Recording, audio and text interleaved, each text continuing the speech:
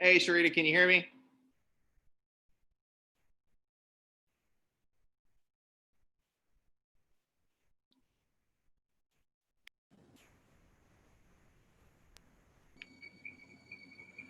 Good afternoon, Quinn. I can hear you.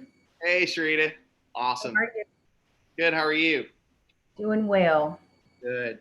Um, just want to let you know we are live on YouTube. So Okay. we are live, and looks like three people are watching right now. Um, Okay. Couple things. I will. So I'm not sure if you've. I think you said you watched a couple of the other meetings. Is that right? Yes, I didn't watch them entirely during Yeah. my work schedule, but I'll try to watch at least 30 minutes Yeah. of some of the Yeah. meetings. Yeah, that's fine. I will. So what I'll do is I will have the meeting up on Zoom, but I will mute myself and just stop my view video because on YouTube that way they'll be able to see the commission members a little bit better. So, but I will be here just in case anybody needs anything. So just let me know. Okay. Yeah, Okay. but yeah, we're live on YouTube, so people should be joining here shortly. Okay. So is the best way to contact you is just through a private chat if we need something? Yeah, that's fine. Okay. Sounds good. Thanks, Rita. Thank you, Quinn.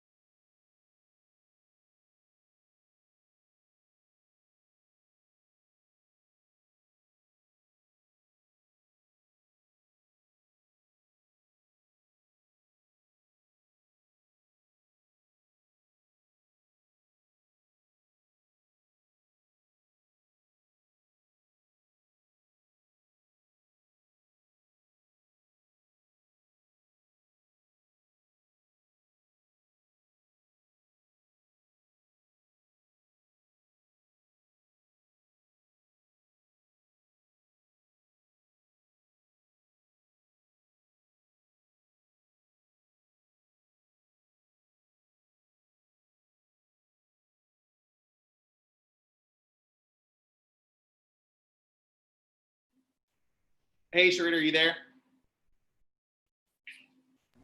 Yes, I am here. Hey, quick question. Did you send out the Zoom invite to the commission members?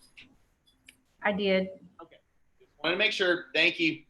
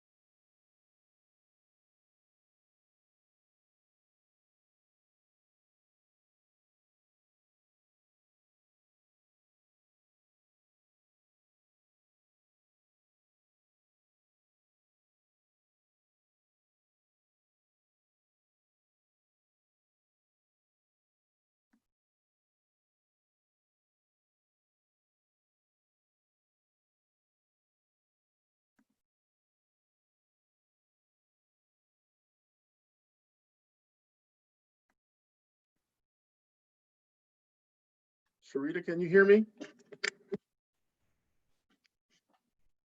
Sharita?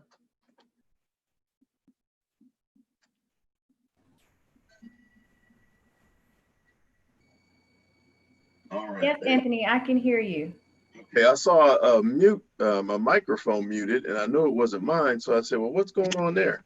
Okay, very good. How you doing? I'm doing well. Good, good. Yeah, I was just seeing if there was any emails coming through from the subcommittee. So that's what I was doing. I was checking my email account. Okay, very good. Now, how many did we say we got up to today that will be participating? I think right Hi, at Mark. 10.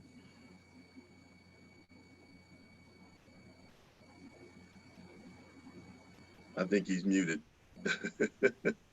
No, he's not. No, I'm not. Hi. There you go. There you go. I just assumed I was, but How are you, Mark? I'm doing pretty well. And you? Good, good. Anthony Wright, nice to see you. Good to meet you. Absolutely. This is the way I'm meeting so many people now. It's just like, It's the world we're in right now, isn't it? it is. It's quite odd. Good afternoon, Councilmember Swanson. Hi, how are you? I'm doing well. How are you doing? I'm fine. Can we just go with Mark for today? Sure. Hello, everybody. Hello. Hi.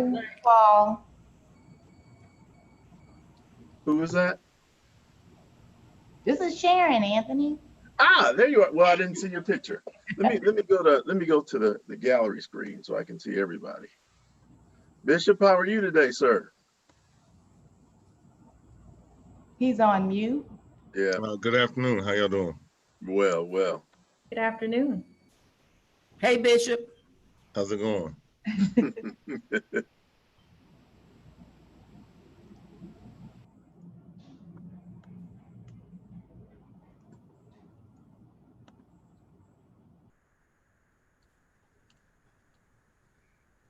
These Zoom calls. This is my second one today.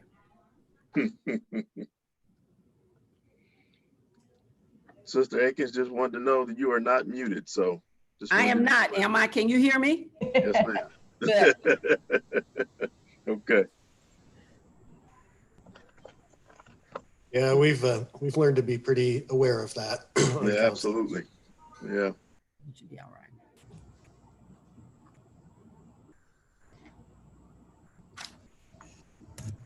Sharita, what does our attendance look like today? Confirmed attendance. Right at 10 people. There was an acceptance this morning. Okay. So I think if you want to give people a couple more minutes, just in case they're having issues Oh, getting sure. onto the Zoom platform, Mm-hmm. you can get started. It's one of the vice chairs. Very good. Good afternoon, Kim. How are you? I'm fine. How are you guys? Very Hey, Kim. Hi, Hello, Kim. Anthony. How are you? Hello. How are you I'm doing? doing well. All right. Salvador's on.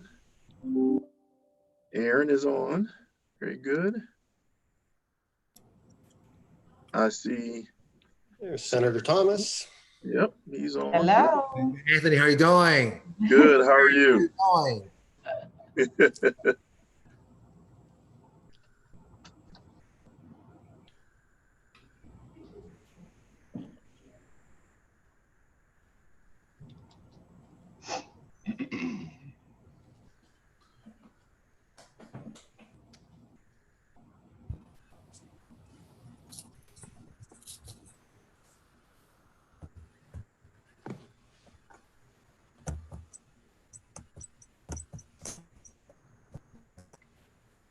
I'll just say now before we get started that I'm not expecting to see Tyrone today. He's still on vacation.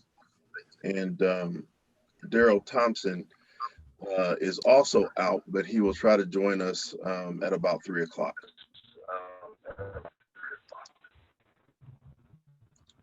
Does anyone else, I hear an echo.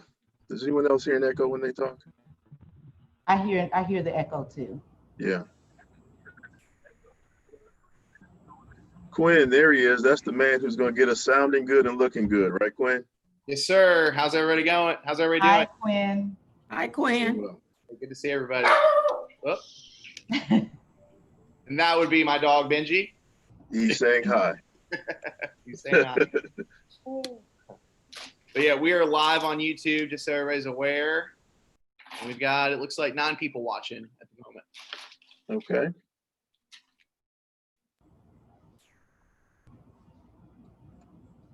Sharita, did you hear from Dr. Harris?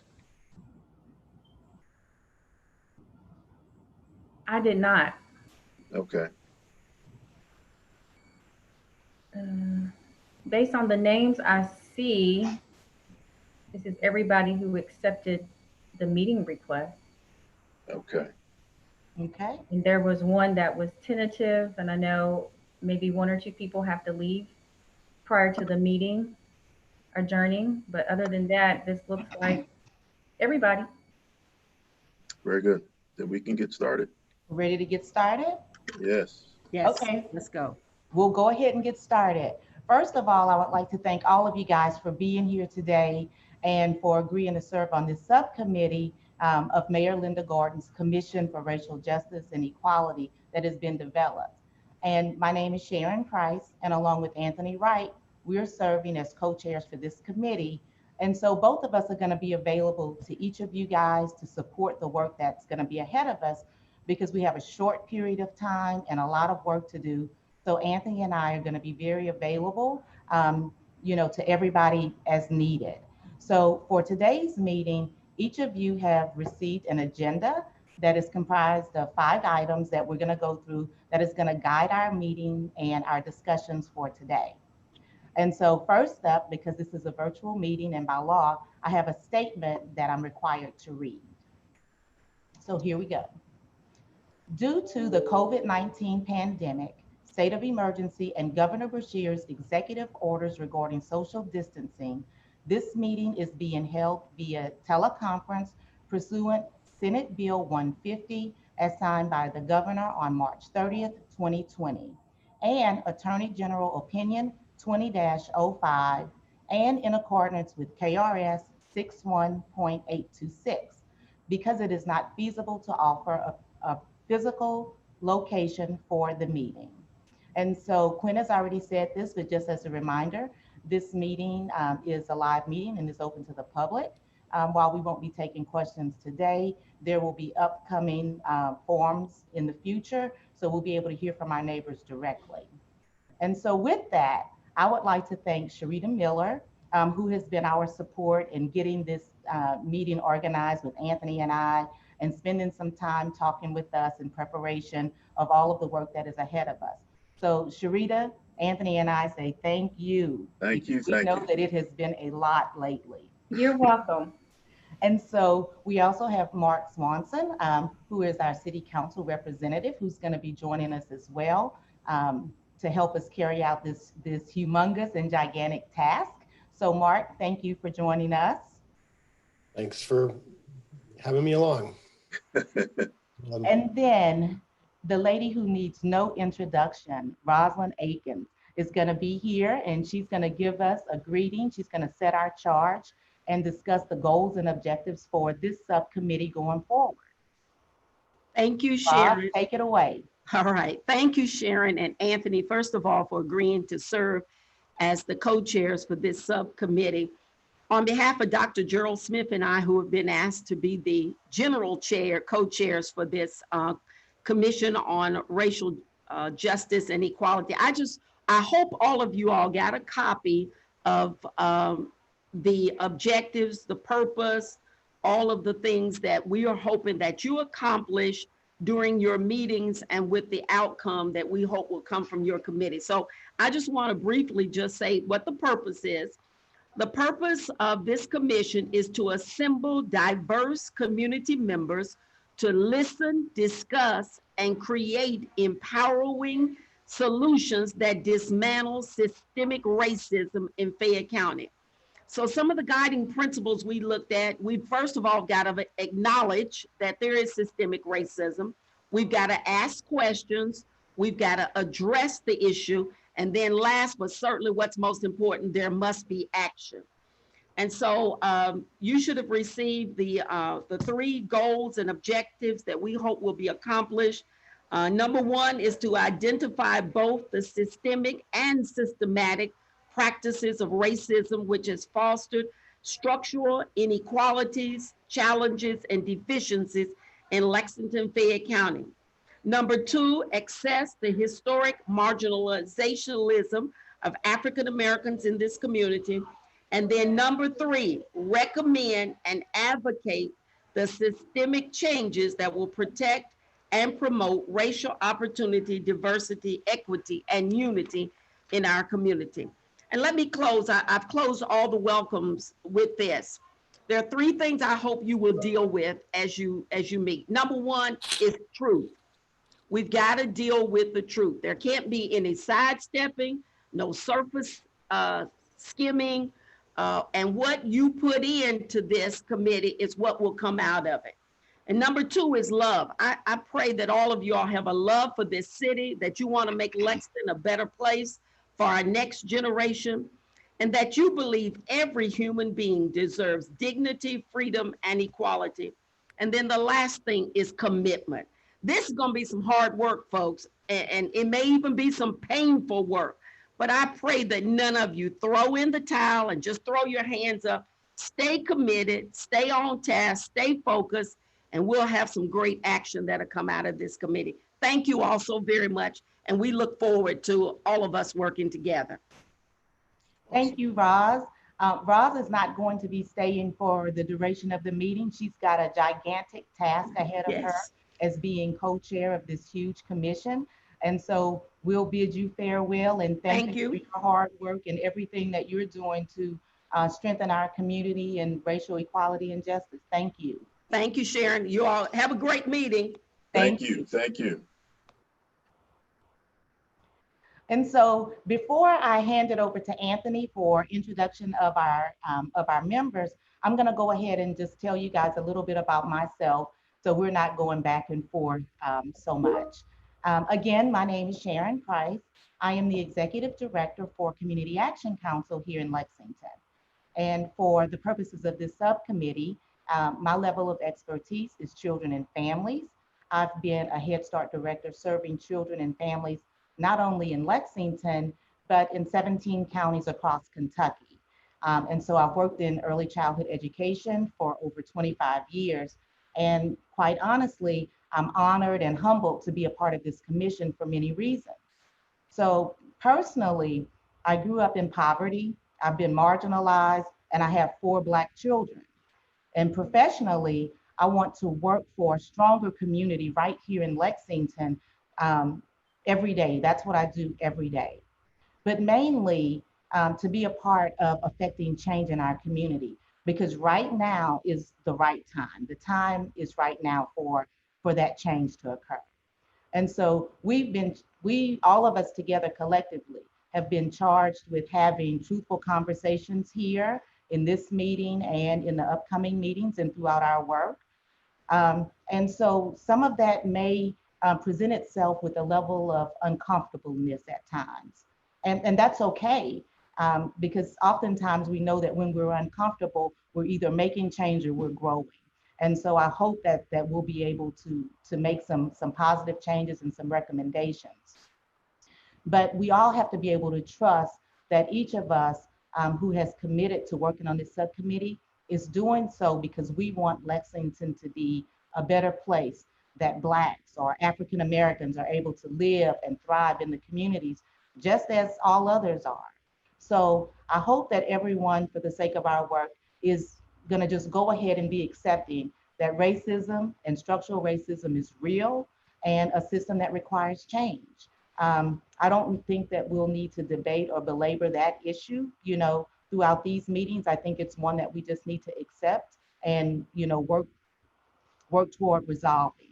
So I know that many of us are going to be prepared to bring recommendations or issues up today that are going to require some work toward change as it relates to education and economic opportunity, which cannot happen without the whole discussion of poverty and generational poverty and what that role plays in all of this as well, which is again closely tied to racism. But before I get carried away, let me stop so Anthony can introduce himself, and we can make the most of the time that we have. So we definitely want everybody to join into the conversations. That's going to help get us started. We know that our timeline is short and there's a quick turnaround time on that, but we, the committee, will not be swayed in our efforts to affect change in Lexington due to a timeline. Anthony?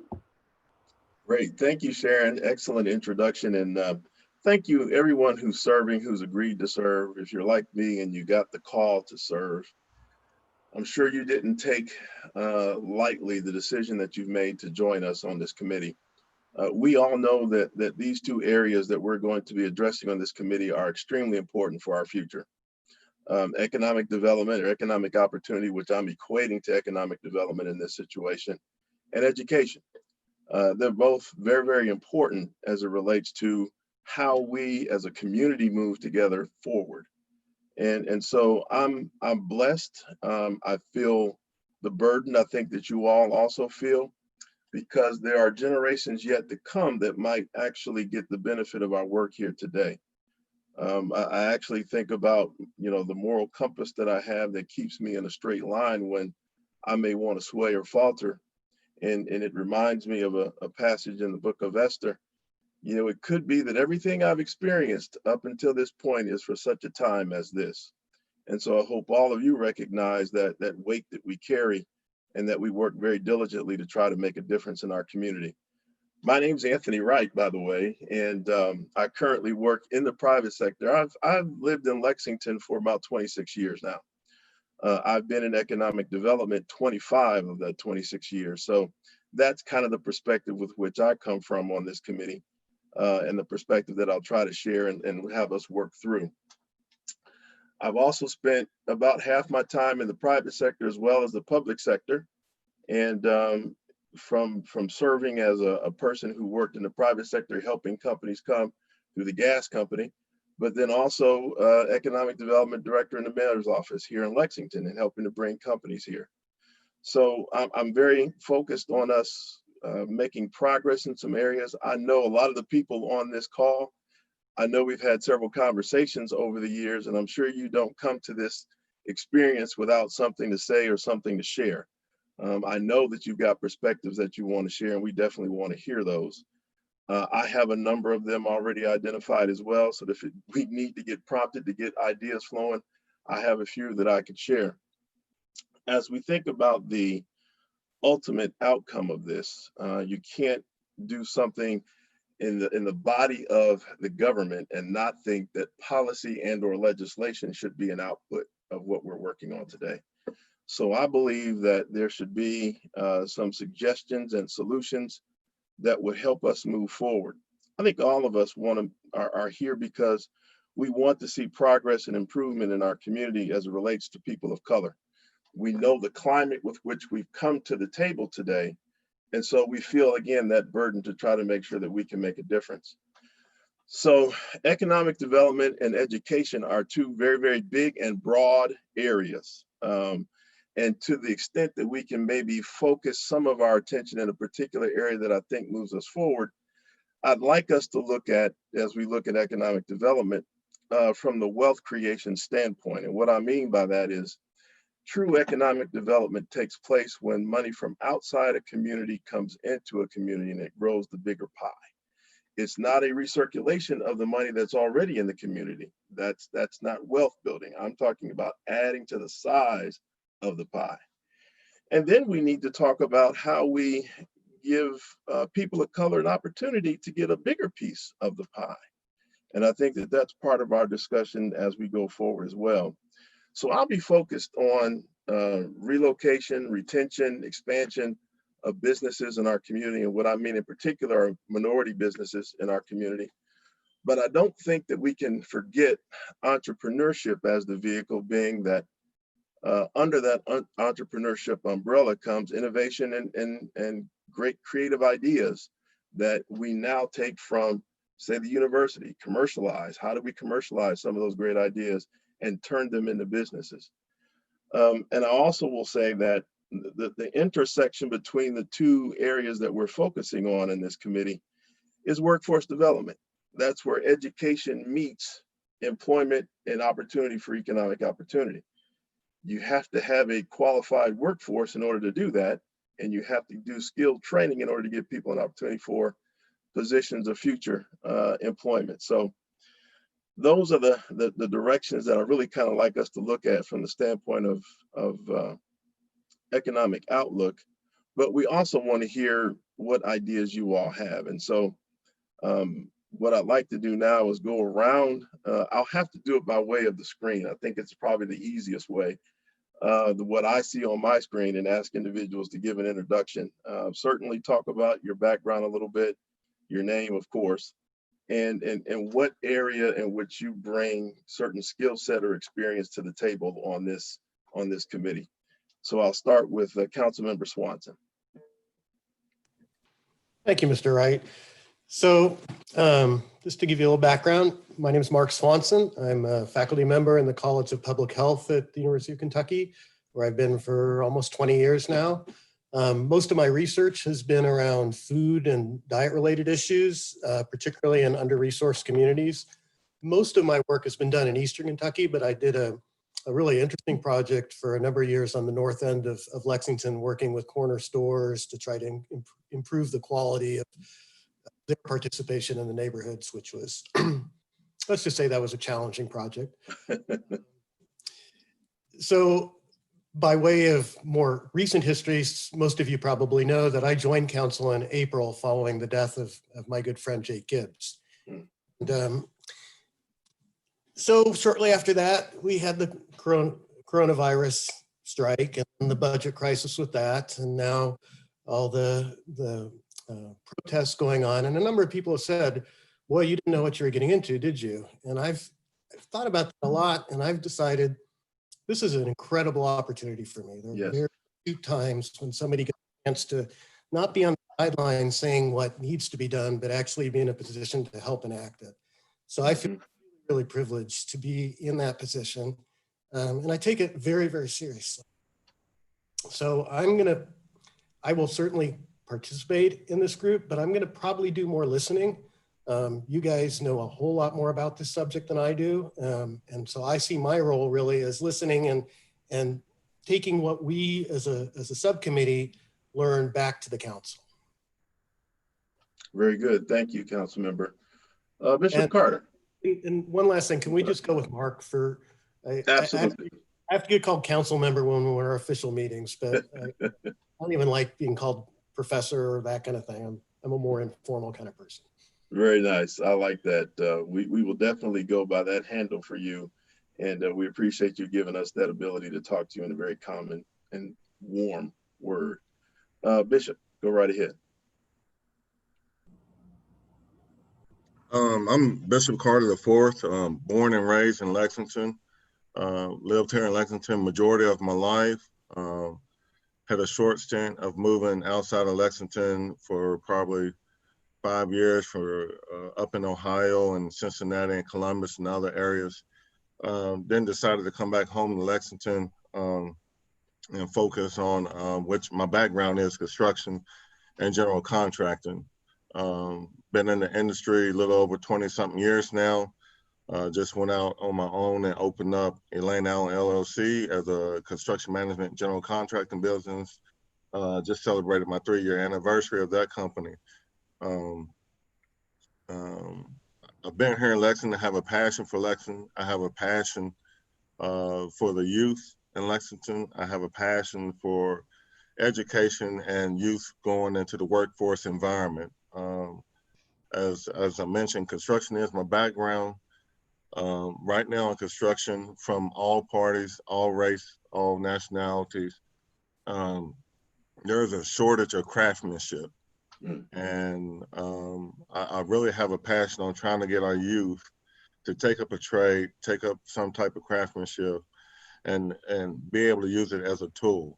And even if it doesn't become their full-time job, at least that's a resource that they can depend on outside of their 8 to 5, or just it's just a wealth of knowledge besides books.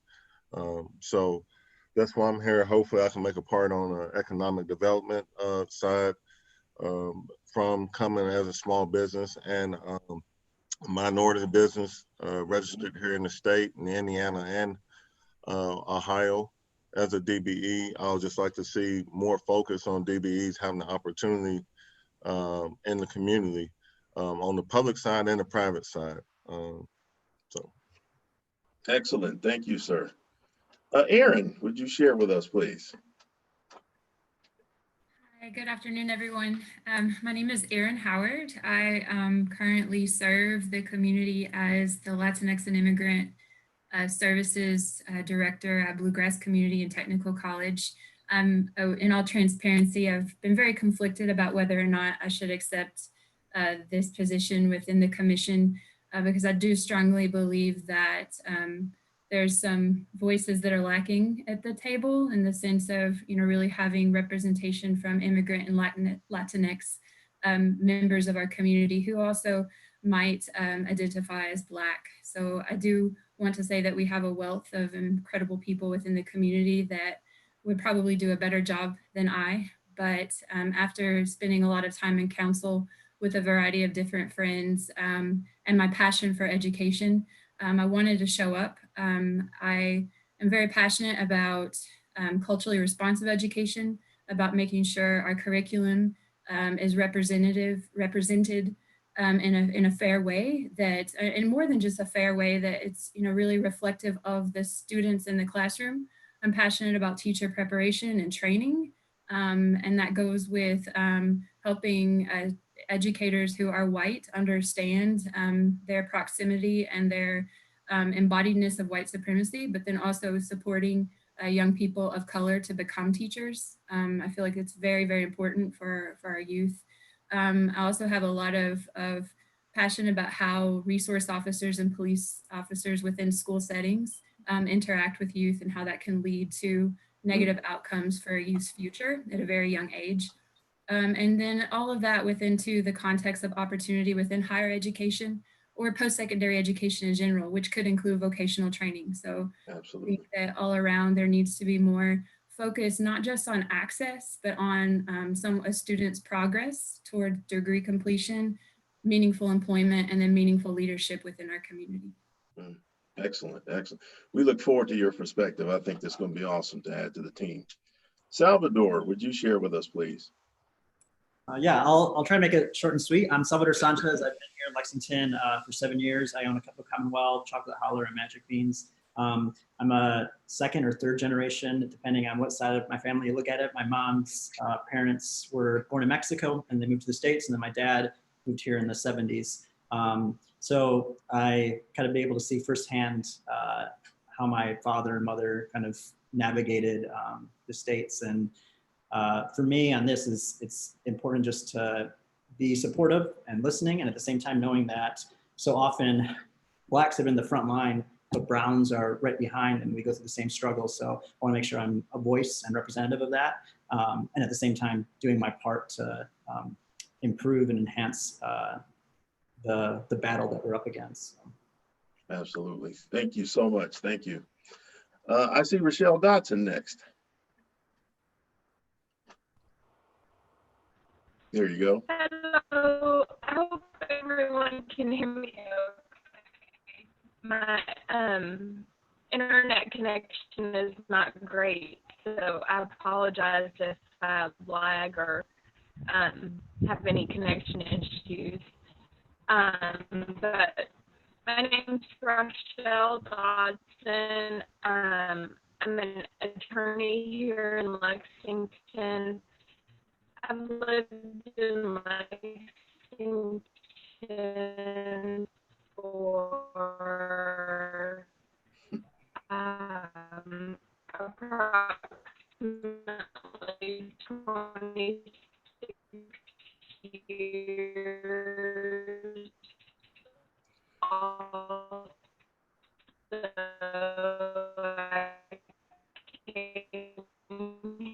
Rochelle, we're having a very difficult time understanding you, Rochelle. I don't know if you can hear me.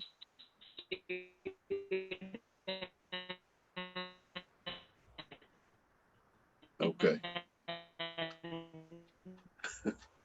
Sharita should be able to mute her, or well, maybe Quinn can. Yeah. I was getting ready to ask. Thank you. We appreciate it, Rochelle. We look forward to hearing from you at another time. I know you've got a lot to share, but that one was, we couldn't quite understand you on that. So we'll come back to you. Marcus, how about you, sir? Yes, my name is Marcus Patrick, and I work with the Lexington Leadership Foundation Awesome. and oversee urban impact. And we are a youth serving initiative. We work with kids kind of all over the city, but we have a home base in the Wood Hill community. And so education and just activities for our young people to be a part of, for them to grow, succeed, and lead is our goal. We want to introduce leadership opportunities for our young people, no matter what age they are, to give them that capacity to do so. So I'm pretty passionate about finding opportunities for our young people to grow in leadership, specifically around entrepreneurship and Good. economic development. We want to figure out how to capitalize on that next phase for our young people.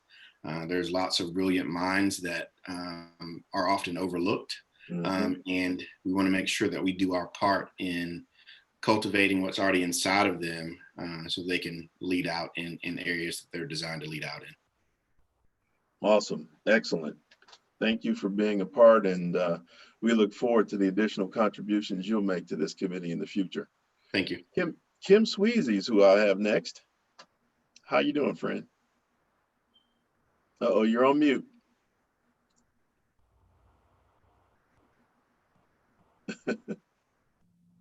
There you go. I was laughing at other people about that earlier today.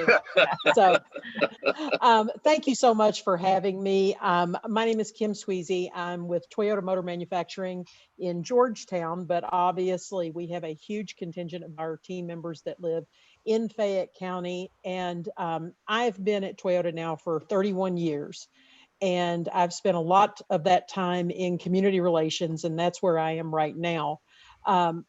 One of the main things that I focus on is our philanthropy, but also getting us involved in educational programs as well as workforce development. So those are two places that I've spent a lot of time, especially within the past few years, of really trying to find those programs or help bring those programs to light that can not only help us for a workforce of the future, but also find those brilliant minds that you were talking about, Marcus, and being able to have those folks be part of our workforce in the future as well as today.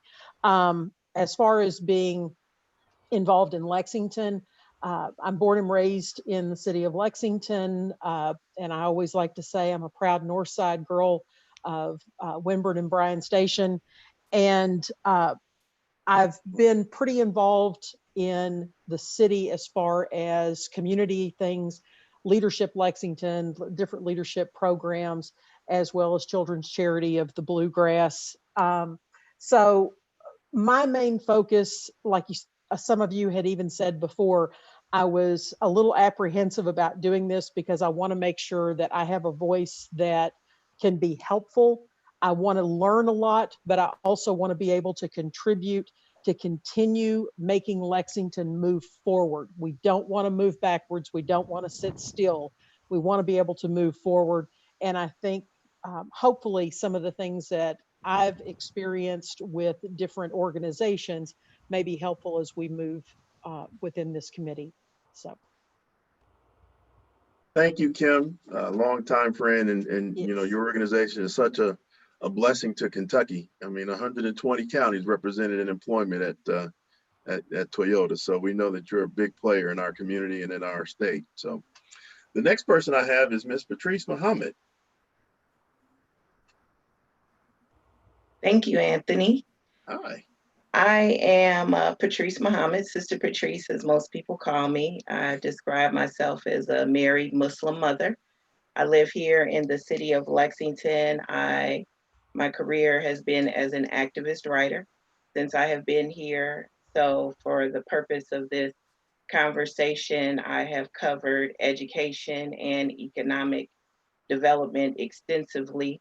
Personally, being self-employed, I've experienced economic opportunity and lack of it here in the city of Lexington for the past several years.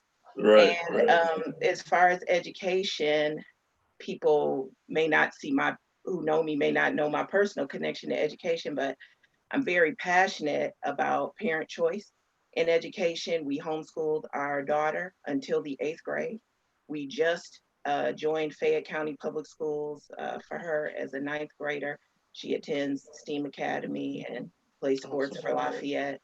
So I know the challenges there are to that.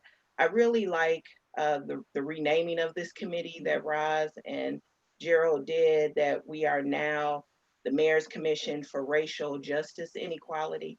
The only thing I would add to that is freedom. I would love to talk about freedom, justice, and equality so that people can, Black people, brown people, can extract what we have invested into this community by way of taxes and time.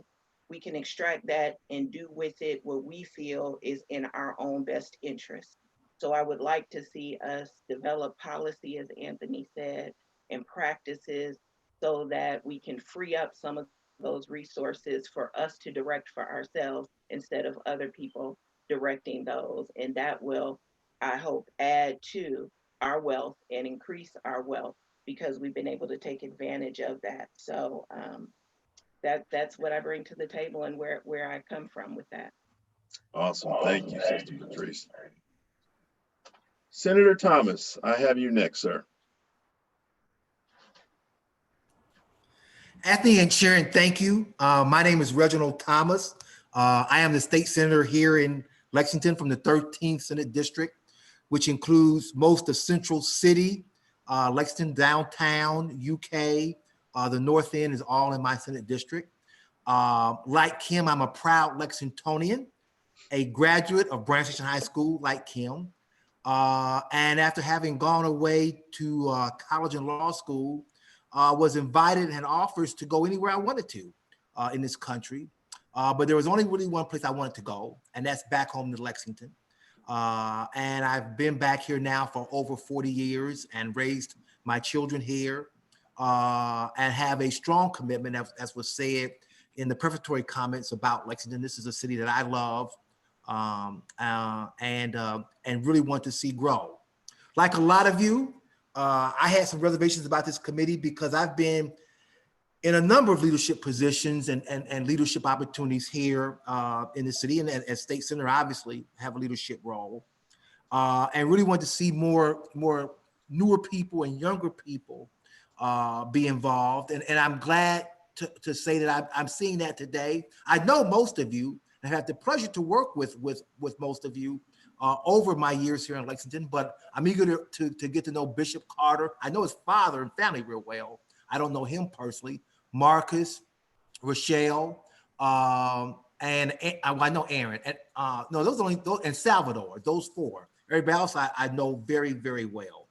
I will say this, and then I will stop. Like Patrice, I want to see this committee become very active and get things done. I think if you look back at my life and my legacy, I've been a person who's gotten things done, who's moved the needle forward.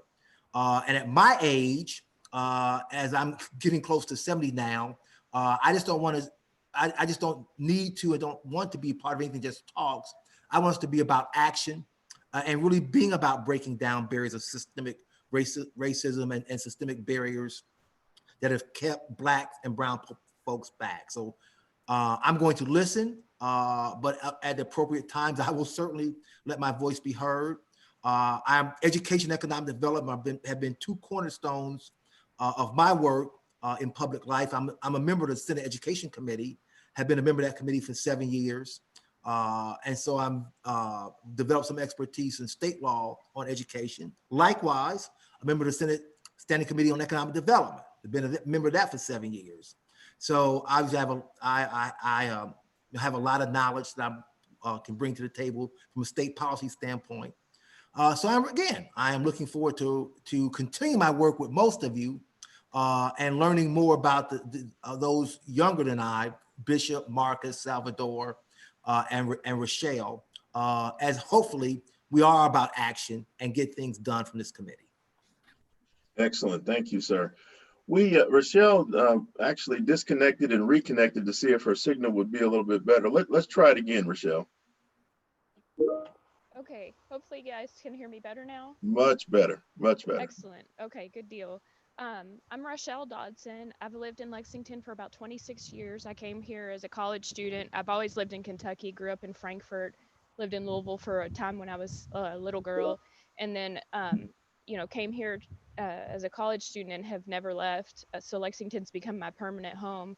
I've been a lawyer for about 20 years, almost 20 years. I started my legal career at the Commonwealth's Attorney's Office as a prosecutor. And then for the last 15 years, I've worked at the U.S. Trustee's Office, which oversees bankruptcy. We're part of the Department of Justice. And I was initially interested in serving on the commission because I feel like as a professional woman, I have a good working relationship with the police, but as a Black citizen, I'm obviously invested in what happens in our community. So I hope to be able to serve, as a conduit or a bridge, between those two groups and to help with conversation there.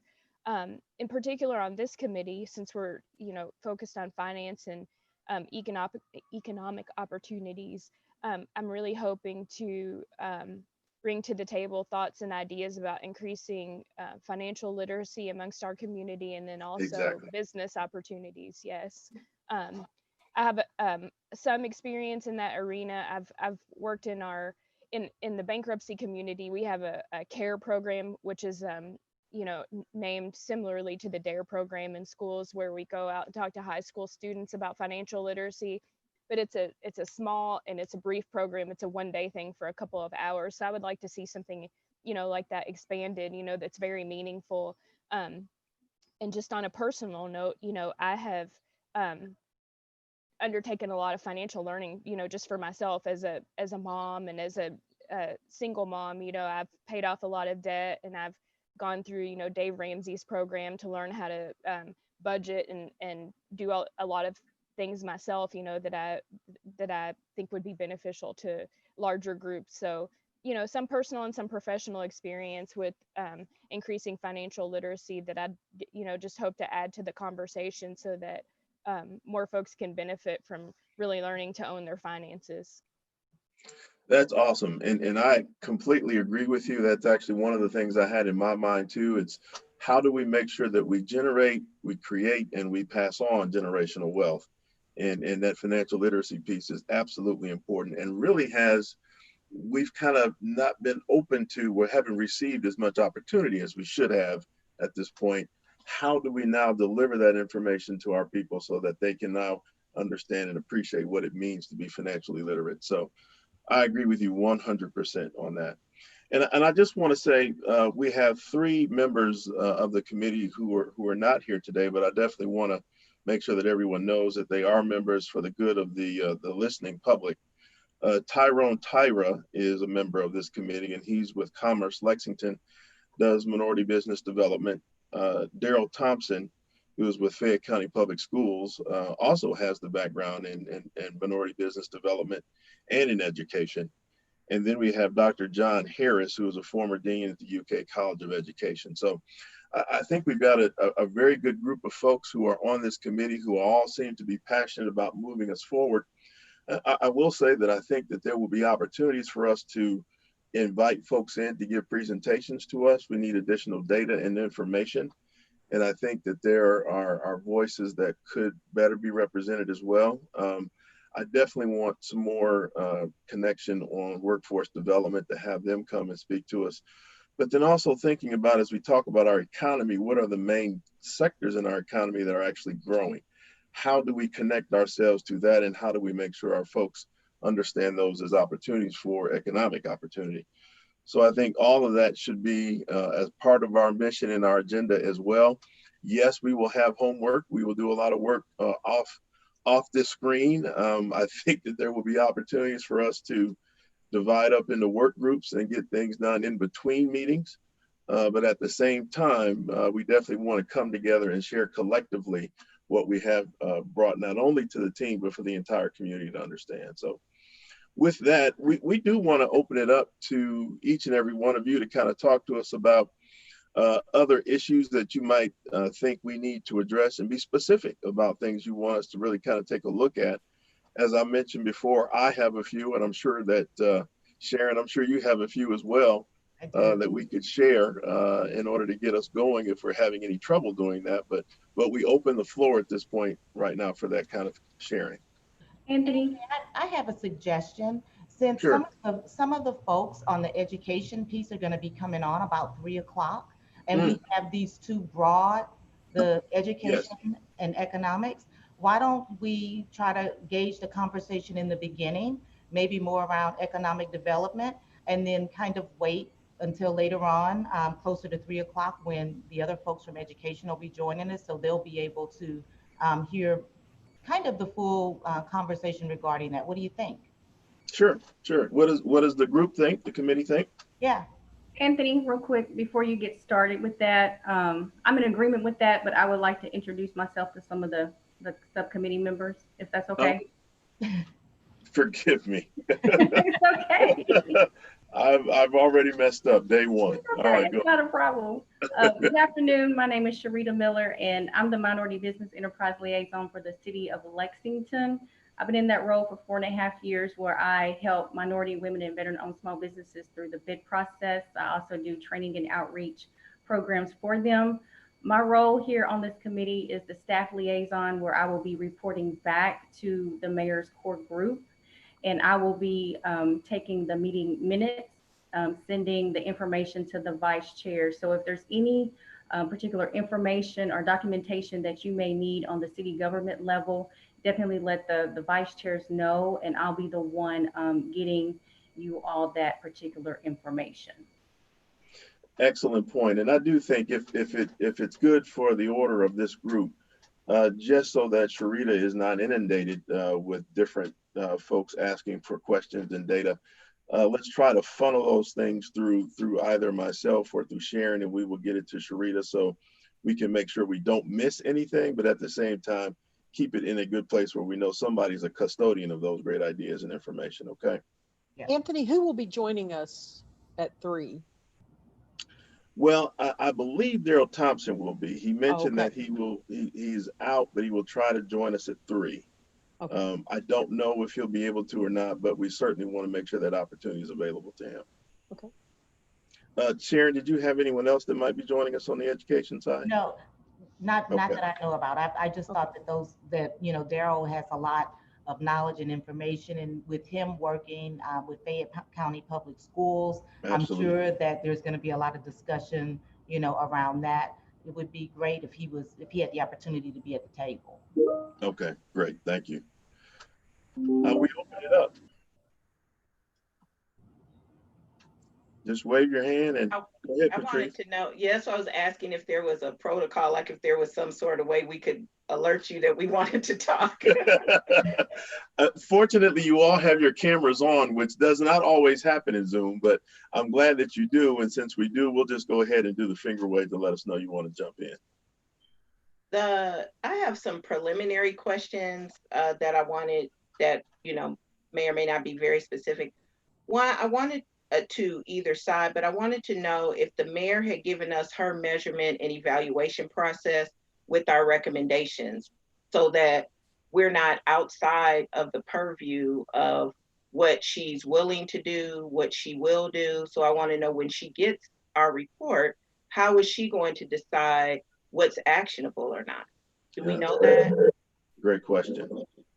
Okay, so Patrice, that is a great question. When we met with the mayor, and this has been just a couple of weeks ago when we had our initial meeting with her, she encouraged everybody to be bold, and told us that everything was on the table. Any recommendations that we felt like we wanted to make, that we had the authority to go ahead and make those recommendations. And so the way that this is going to work, there's a template that Roz is working on right now, that we will put all of our notes into. from our committee, and we will give all of those back to the chairs. And then the chairs will be responsible for taking the information, not just from our committee, but from all of the committees, and then developing a final report with recommendations. That is my understanding. There was never any conversation about anything being too small or too large to be included in the report. My question was mainly about very often we fall back into this isn't, or a thing isn't permissible based on KRS statute and based on law. So I don't want us to become frustrated with working our way to an end goal that we end up that this is law. Brother Reggie, was that something you could speak to? Yes, Patrice, I can. As I indicated in my opening remarks, I had some reservations about joining this committee because of my past involvement in so many leadership committees. But the mayor explained to me that she wanted to have a legislative presence on this commission. And so that's why she asked Representative George Brown and myself to be on this commission, because some of the things we're going to discuss are going to be impacted by state law. And you will need a legislative support to make some of these changes. And so that's why she wanted to have a state legislative presence, so that these ideas could be taken back to the legislature and change could be made through the legislature. So your point is well taken. And that's why you have persons like myself and Representative George Brown on this commission. And I would say it's probably the same for Representative Swanson as well, from the standpoint of being council member. What we might have to take up as far as Lexington ordinance or policy, he can hopefully help us with doing that as well. I have two more quick questions. One would be as far as education. I wanted to make sure that I'm understanding that we're talking about things that are within the purview of the mayor and what the city can do, because Lexington's city council and city has no jurisdiction over Fayette County Public Schools at all. Mm-hmm. So in essence, I believe we're talking about educating students outside those hours in the evening, the weekends, the summers, adult education, things like that, where we could have that sort of impact. And I want to make sure that, that's the area that we're going as far as education. Or is it open, or is there some other way to go about that? Patrice, from my conversations, I think it's wide open. I think it's from in utero up through college and more, based on the conversations that we had. Some of the recommendations that we could be making, say if we wanted to recommend something that directly involved Fayette County Public Schools being right here in our community, that may be an opportunity to start the conversation, even if KDE is ultimately over what happens, in the schools, but it would be an opportunity to start the conversations, is what I believe. So I think it's all on the table. I don't want us to not talk about something for fear that it won't be able to happen. Because if we don't bring some changes about that we believe that are really necessary, because I'm going to make some recommendations myself, and I'm sure that other people are too, but I don't want us to not make recommendations that we see right before our eyes need to change. Okay. For fear that they may not go anywhere. If it doesn't do anything else, maybe it will start the conversation that will lead to, some change in different areas or in other ways. Okay. As far as data, the last thing I wanted to ask for is, as far as education, I don't know, I've looked through all the information I could find online. I don't know if we've ever quantified the financial and in-kind sort of contributions toward education that the city of Lexington makes with our tax dollars. So I want to look at the equity of that as far as tax dollars that go to after-school programs. I know there's 2 programs that are funded in middle schools that are very high performing. Contributions to, shared use agreements that we have as far as some of the city facilities and that, and other programs. Also contributions to you know, all sorts of education, like the tutoring program the wonderful tutoring program that they have over at the Carnegie Center. So I want to know if someone in city government can sort of help us find all those monies so we can understand what dollar amount we're looking at and whether these are funds that could be, you know, potentially considered when we talk about recommendations we make as far as movement. I'll request that, Patrice, and see what kind of documentation that I can get back on that. Okay. Excellent, thank you. I saw Mark's hand up. Yeah, I just wanted to follow up on something Sister Patrice said, and she and I had talked about this in a slightly different context, the challenge of state laws and as a potential obstacle. And I think my take on that is, although this is called the Mayor's Commission, this is a community commission. I think what the things that we talk about, all the subcommittees talk about, I know the council is all very, very interested in hearing this because we don't know what to do. And so it's the mayor has commissioned it. It's something that I think is part of a larger community conversation. And even if we come up with recommendations that the city can't do, I think that's an important conversation to have. But I fully acknowledge the frustration of coming up with recommendations that then the city says, oh, we can't do that. Right. We're going to run into that.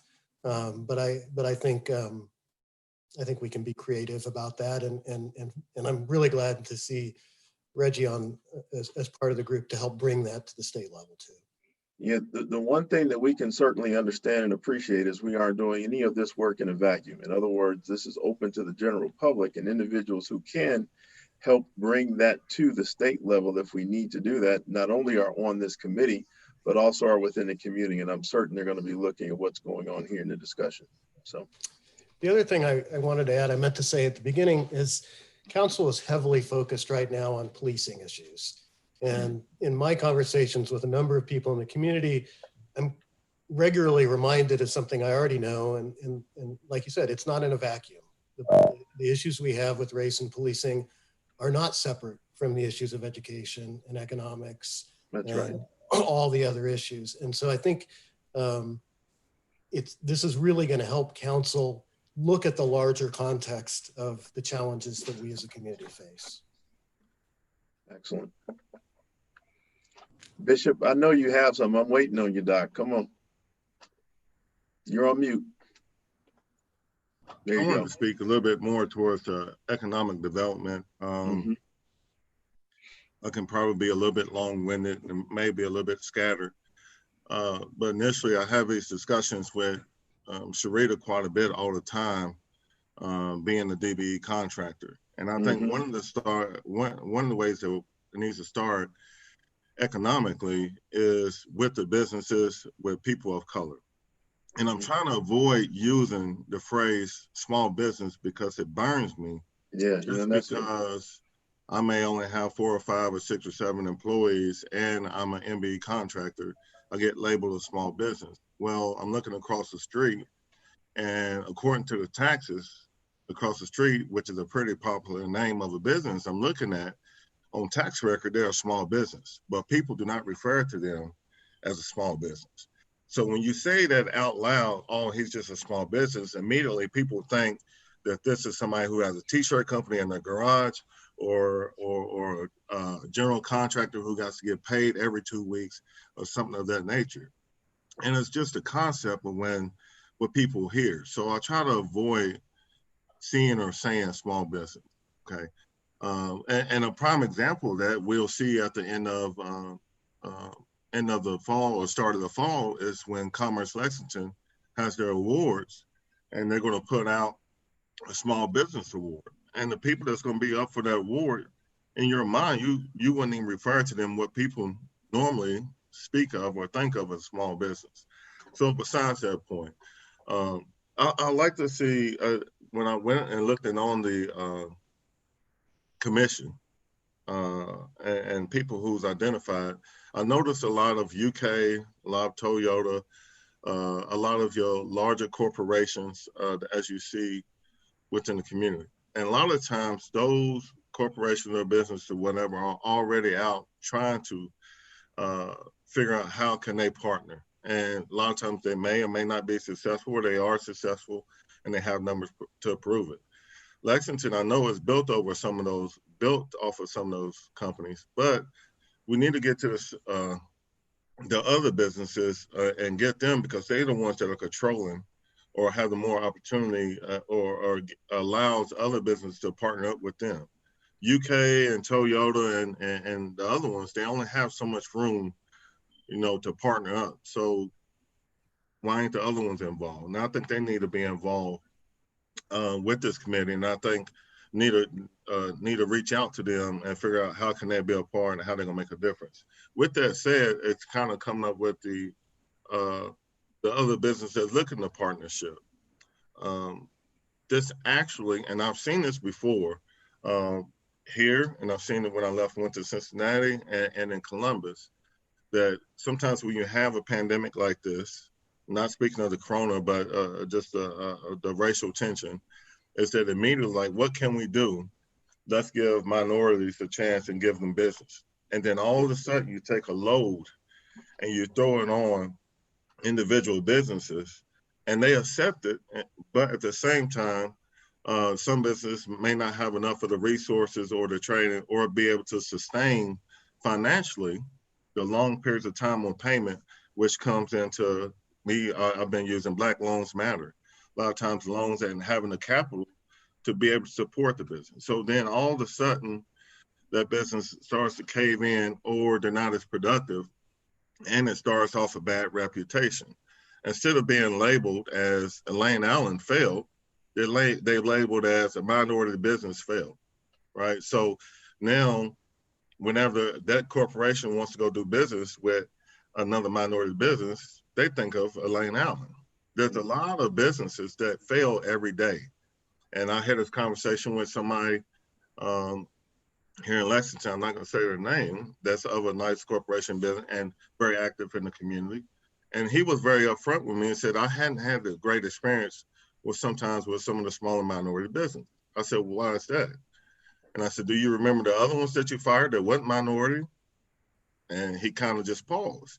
And with that, that's why I want the tone to change, and just saying, hey, it doesn't matter about your skin color, right? Give people the business and the opportunity and the chance.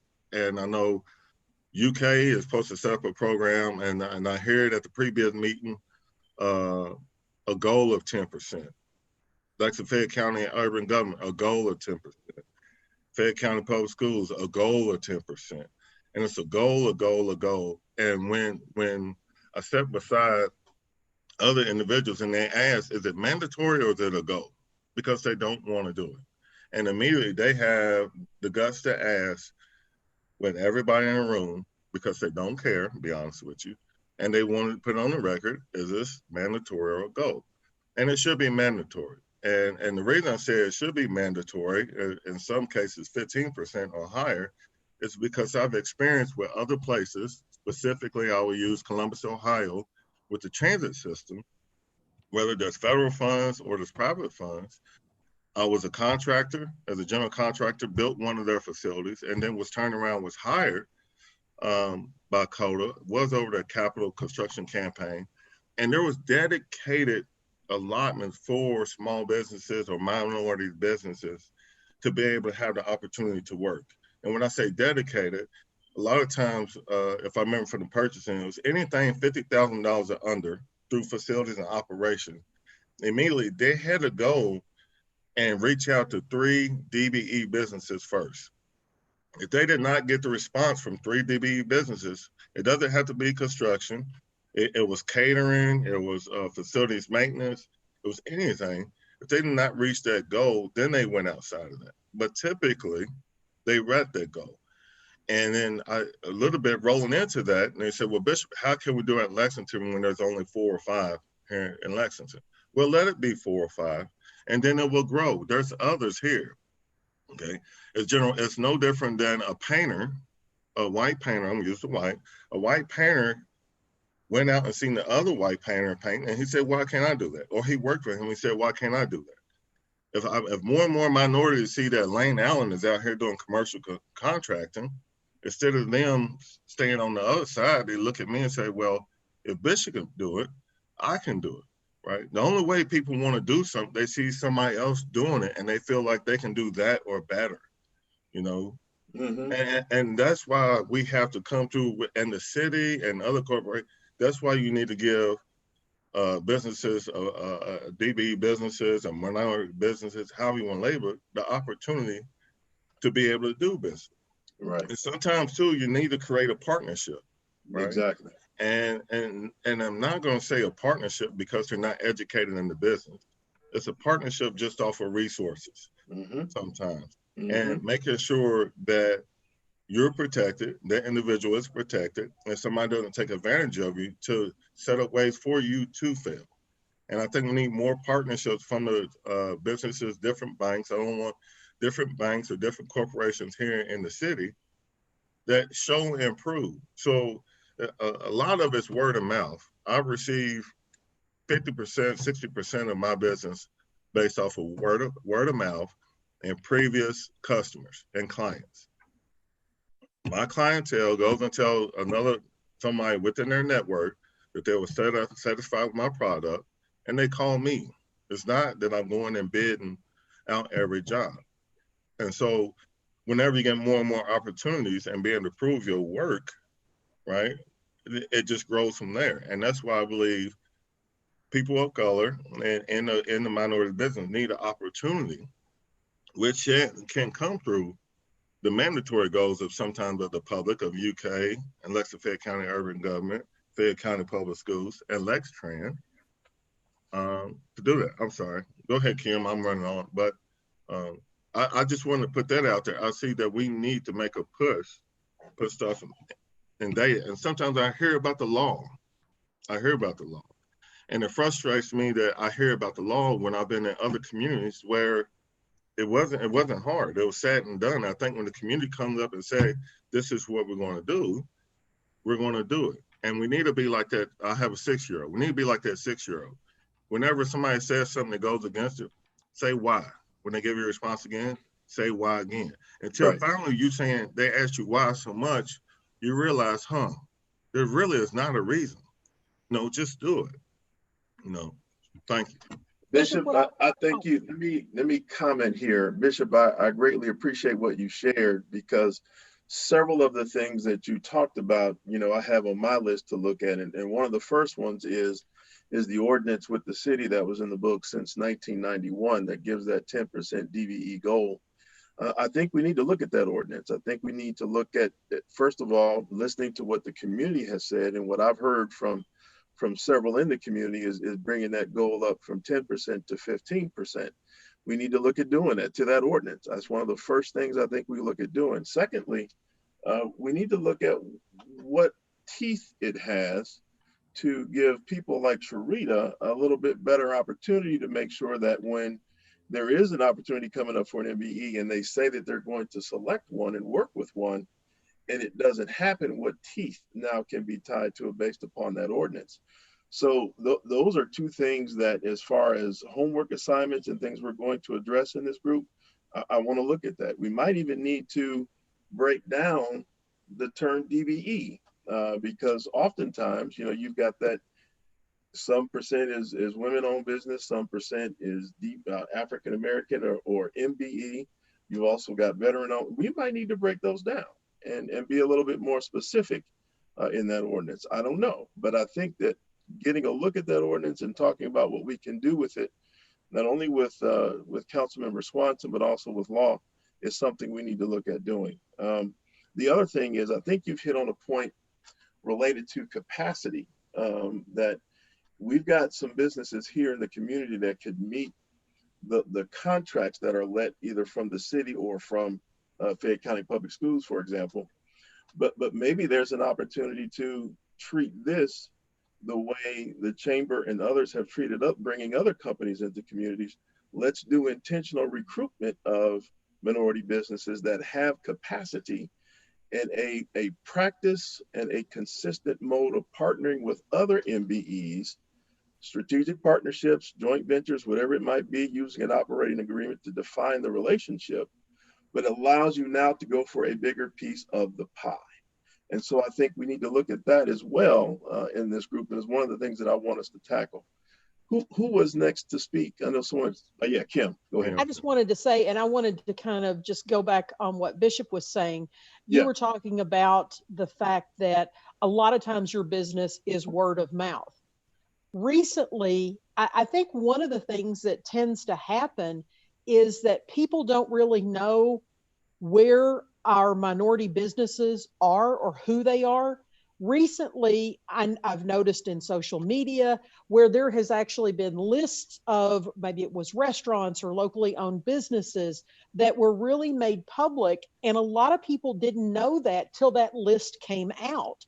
And pushing that out. So sometimes I think there may be an opportunity, and I'm not sure of the best way of doing this, but almost having some kind of PR campaign that really starts putting that out there and putting the names of these businesses in the ears of people that don't even know that they need that work yet. But, you know, it's a lot of times I may not ask, oh, who can do this until I need it done. But it may start putting me in the mindset, oh, well, you know, I can get this done because this is a business that I've heard about. I've heard good things about them. But I realize this isn't kind of a government piece here, but it's more of a public push of really finding those organizations and putting them out in front of the public and making people realize who they are, what they're doing, what kind of business, what kind of results that they can bring you. So I think that's another piece of getting people involved in that. Excellent point. And I think that when you look at the fact that this is a commission of the mayors, there is a difference. Yes, it may be private sector, but the mayor has convening power. That's one of the best things that's a perk or a benefit of being a leader to the extent that the mayor is in the community. They bring folks together. And if it means bringing together some other companies that and other organizations that have a true interest in seeing improvement in that area, then I think the mayor might want to consider that. That's something that we should probably look at presenting. Go ahead, Bishop. Yeah, Kim, I just want to, you are right, Kim. It's hard to, sometimes unless you're looking for it specifically, as far as certain businesses, you know, being identified and the distribution, and social media has recently helped with that. But at the same time, I believe you brought up something like how can the city help on the private sector, and maybe this is a reach, you know, even on the private sector, if there was some tax benefit of now you're talking private sector doing business, you know, with the minority business within the city limits or within the Fayette County, not extended out, you know, and this just kind of ties back and kind of on the educational side, you know, I go to the Fayette County Public School pre-bid meeting, and we hear, don't quote my numbers, but we hear about how the majority, I mean, the majority is now the minority as far as the attendance in the Fayette County Public Schools. Well, doing that too, right? Your tax dollar now is in the Fayette County Public Schools. And there is the tax dollar of the minority that's going in the Fayette County Public Schools, but it's a very small percentage of the Fayette County Public School dollar being spent back into the minority community. So there has to come up with some type of balance. And Anthony, I think you was going to talk about it earlier a little bit, like generational wealth, you know, and others. That's what we're all here looking for. There's some type of generational wealth within our own family and within our community. And like you said, don't lock it into a circle, because then you end up stuck with that circle, but you want to keep it tight within your community and give you the opportunity. But I really feel like we got to get more of the private sector, the smaller, I'm trying not to mention any names for examples, but the smaller, instead of the large ones that's a part of this group, just the smaller ones to be involved and understand, hey, how can I help? Yeah. You know, and if it's just a small some type of contract or opportunity for people to be able to show that their business can support your business. And I know a lot of times there's businesses here that they have corporate corporate offices outside of Fayette County or outside of Kentucky. Right. And they use the excuse saying, well, it's all determined by corporate. Well, I'm pretty sure if the city says, hey, there's some tax benefit with you spending this within Fayette County, I'm pretty sure that letter by law corporately is able to be challenged, because every corporate office is always looking to save a dollar. Right. So we got to kind of come up with unique ways. And if I think Sister Patrice said, you know, she wants to make sure that we're not wasting time, but at the same time too, we need to poke the bear, you know, and just keep on poking it and poking and poking until it wakes up. That's enough for me right now.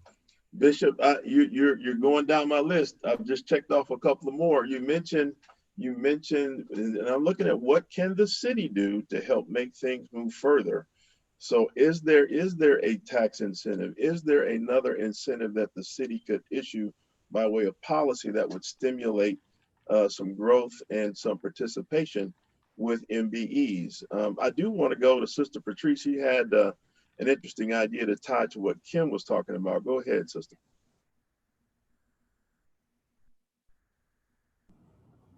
There you There go. were two things that I went ahead and used the Zoom chat so that I wouldn't forget them if you all didn't get back to me, because I didn't want to, I didn't want to interrupt anybody. But going back to what Bishop was saying was that I think that we need to know, like he was saying, that sometimes people see other people in business and get excited and say, okay, I could do that.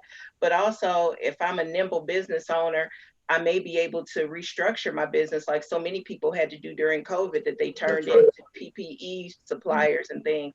That if I see there's an area that the city is actually buying in, I may be able to move my newspaper publication company into print or something else so that I could take advantage of that. So I think it's important that we know possibly the last 2 fiscal years what LFUCG spending has been, what dollars have they spent in each one. And then to what Bishop said, sometimes an incentive is better than a penalty, that there may be some sort of incentives. I would love to see the city lead the way. I would like the city to be the model and everyone adopt what the city's doing. If we can't get the mayor's commission on economic opportunity for Black people to create some movement, I don't see the hope for anybody else. So I want to see us be able to see what the city of Lexington can do. And I'd really like to know from Sharita, and it may, hopefully this is an easy request of hers, but this is filtering through Sharon and Anthony, so you all can prioritize this request. But I would like to know the differences in spending that very much we're talking about. We talk about construction, partnering minorities with major companies so that they can get into construction. But what about these actual purchases, these $500 and less pro car purchases for flowers, for catering, for printing, for advertising, things like that, that I really want to know more specifically where they are in reaching their goal, because maybe Lexington, we know that the most recent numbers are the same as they've been for the 20 years I've been reporting news in Fayette County, less than 1% with ethnic minority owned business. So we may have 5 or 6% in one area, but none in another. So that's what I kind of want to know is where we are, that maybe there are some purchases in some areas where we're utilizing Black business well, but is there some sort of incentive program? And I will say I kind of had a head start on this because I was actually on the mayor's transition team, and I was on the committee that looked at the division of purchasing, personnel, finance, all of that. So I did take a very detailed deep dive into, everything kind of under the CAO. So, but like I said, I kind of know I'm kind of ahead of the game on some of these questions that I've already formulated. But also Kim, that's why I didn't get to, was Kim is that, you know, Lextown Media, we did a minority business directory, a Black business directory for years. It's been well used, well received. It is just hard to keep in print and keep up to date. But with the funding of someone like the city, I see how if the city was invested in this and they gave a company enough money to keep this directory up to date, I think the city would have great impact in us being able to continually support Black business and continually keep a directory like that in place if we really want to see some numbers move. Because before I did it, there have been 3 or 4 other Black publishers who put this out, and now there's a couple different online versions. None of them. That's what I was wondering. Yeah, none of them fully extensive because, you know, of the limitations that you have as a publisher based on lack of opportunity for, you know, and lack of support, financial support from the entities that could be helpful. So that's why I was saying that may be an idea for the city to be willing to fund something like that, to put out an RFP to actually keep a list like that up to date that's not specific to membership in the chamber or specific to having been registered with the city, because everybody's got those lists, but we're talking about the outliers. And Patrice, this may be the moment where we can get more private sector people involved in whether it's buying advertising in something like that to kind of keep it going. This may be the moment that people are looking for an opportunity to be able to give back, and that may be a place where it could happen now. So yes. I love that idea. So that's an action item. We will definitely do some follow up on that, because you know, that it's not that it's an easy win, but it's certainly a doable win. And I agree with you, Kim. I think the timing being of such that everybody wants to see what they can do to help those who are sensitive to the issues that we've been dealing with and the frustration that people have felt that's in the community. And so what a great way to have them participate, and also at the same time highlight some of our Black and brown businesses. We want to make sure that we add that piece to it as well. You know, as we talk about it from the MBE standpoint, the Minority Business Expo, clearly we didn't do one this year, but we always try to make sure that we include Black and brown. We've got everybody in the diversity in our community is rich, and we need to make sure that there's an opportunity for all of those who are diverse to participate. And a suggestion that I would make, if you were going to be getting some kind of advertising to help with revenue, instead of an organization putting in an ad for their organization, saying that this organization, my organization, supports this particular business and buys them an ad. Yeah.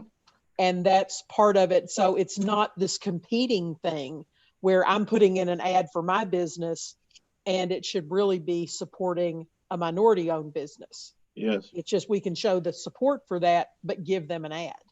Exactly, because many small businesses can't afford them. Because exactly. Even when we published, sometimes we had attorneys' offices who said, and even I remember a CPA who said, I don't need any more business. I really can't do any more, but here's a contribution. Just tell me whose ad I paid for. And we would often do that. So that's a perfect idea. Yeah.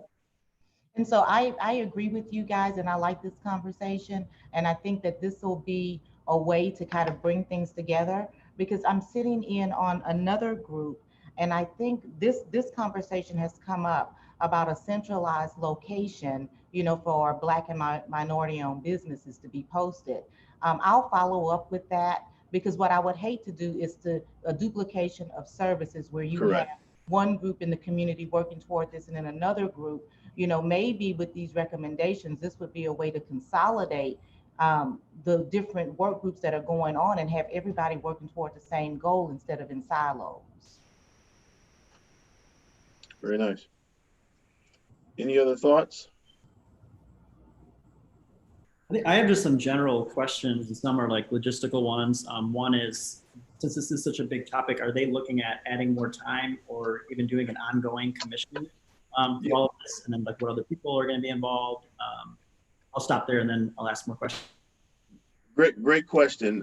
I fully intend to invite others in future meetings to present to us. There are some things that I think need to be part of the discussion when we look at how do we, again, prepare our people to move further in the future, and what is the economy? Where's the growth sectors of the economy?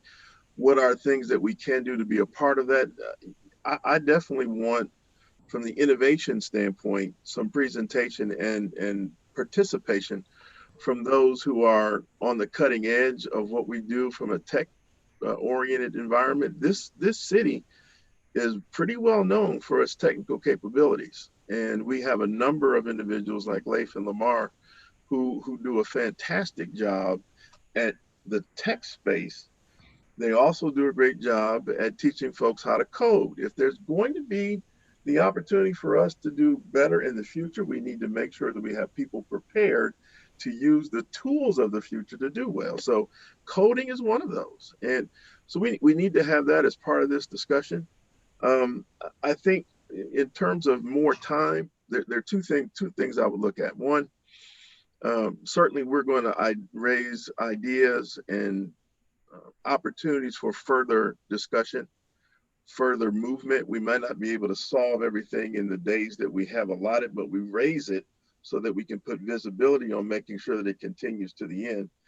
Secondly, there has been a consideration that the mayor is willing to let us go beyond the time frame that has been originally established for this, if in fact we feel it's warranted. Okay, now I don't know how far that goes, but I know that has certainly been expressed. Okay.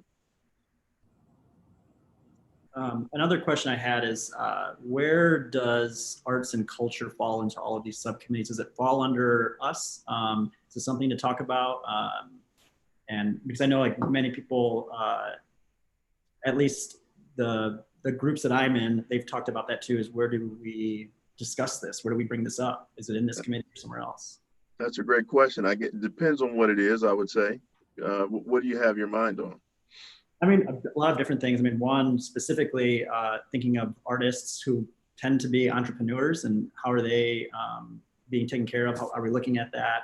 I think writers, muralists, I mean, just anybody that in general truly are entrepreneurs, and are they thought of in all of this? Yeah, I would say entrepreneurship would certainly be a part of what we do. And so we need to be creative in the types of policy and or recommendations that we would give that could be broad enough to impact those individuals who are in the arts community.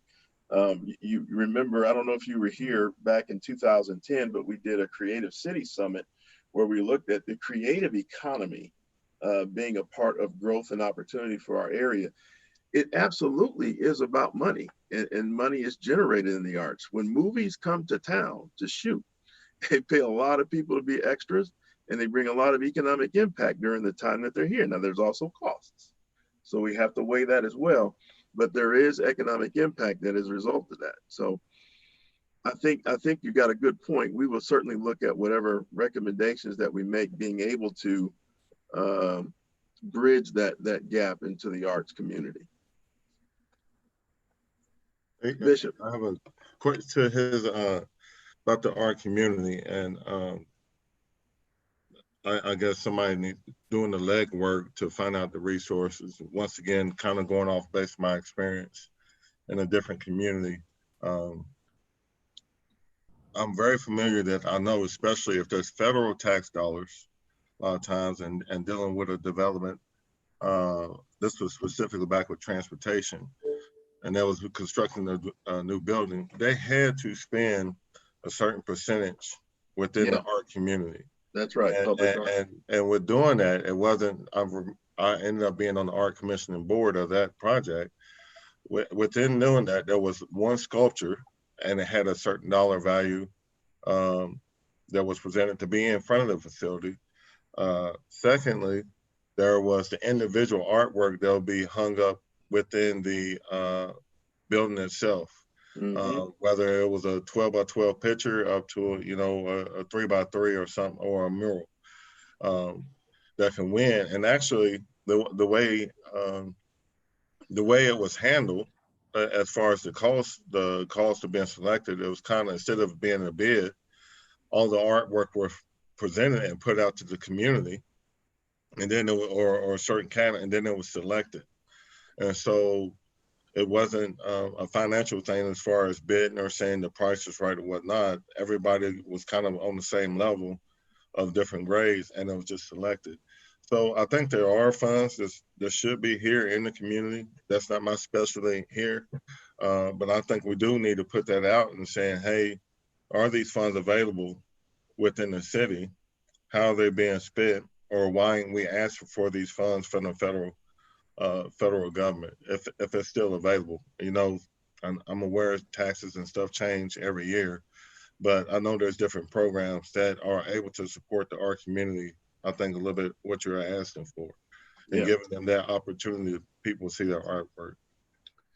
You know, you bring up an excellent point. I've seen as part of developments, let's call it a multifamily high-rise type facility or something, that public art is part of that development plan. And so there becomes an opportunity to get artists involved and engaged as the community, as the project grows and changes. It enhances the area, the surrounding area in which the project is in. And so that's something that could be looked at. You know, we have, if you think about where we're going as a community, there's going to be a lot of conversation and discussion about how we grow, because we have to grow.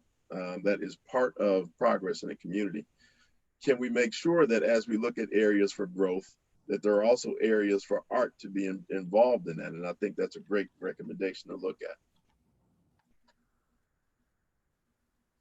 Senator Thomas, did you have your hand up? I thought maybe I saw one. Sister Patrice, yes, especially art education opportunities, absolutely. I will say that I am a member of a board here in town that we raise funds and host an annual conference. I won't try to shout it out now, even though our conference is coming up soon.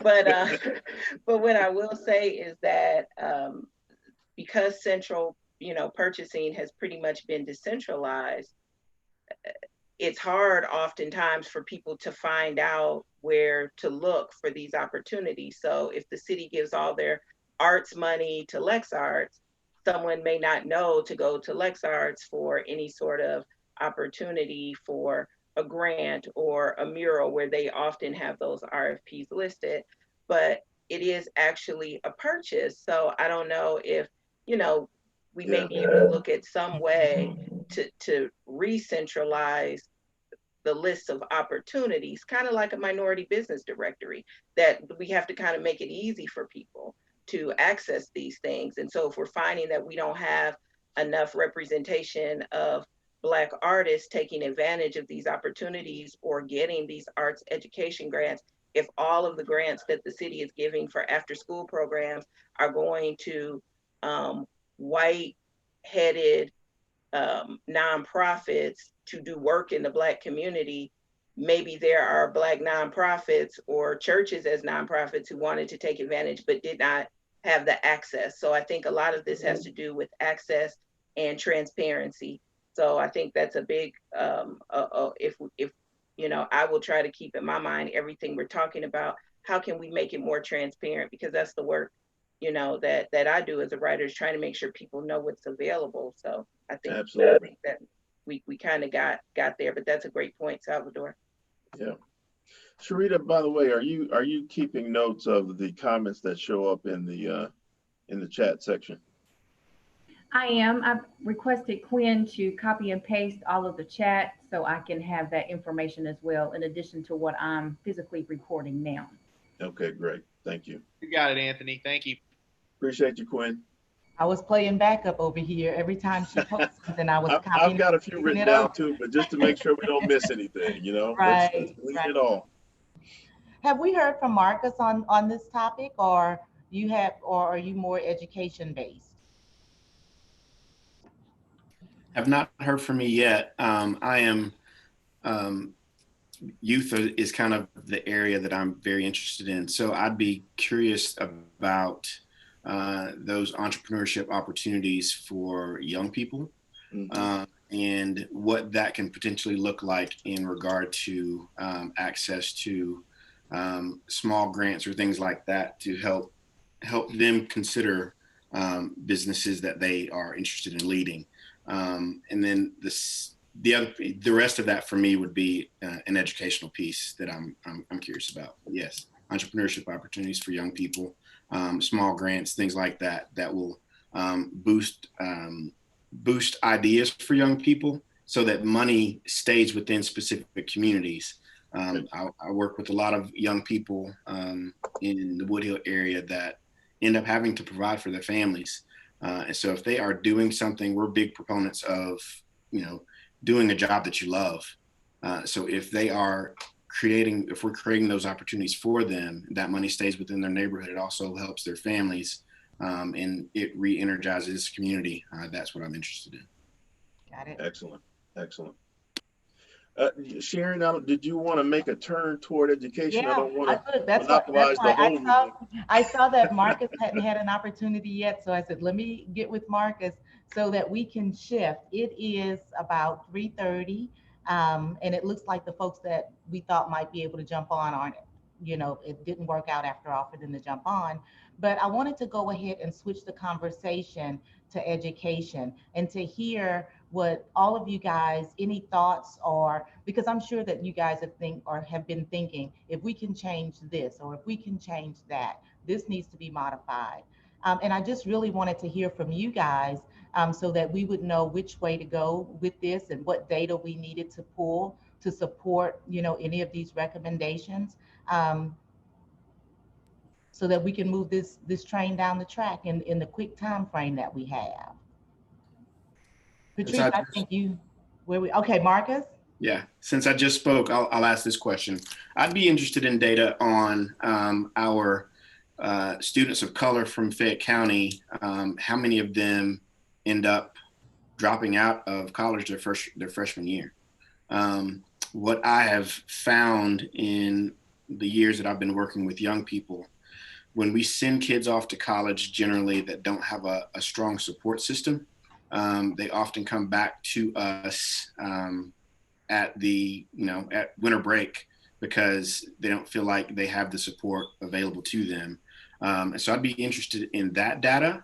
And we are working on potential programs with colleges that we can send cohorts of students to college together so that there is a community that goes to school together, that we have some type of representation with them.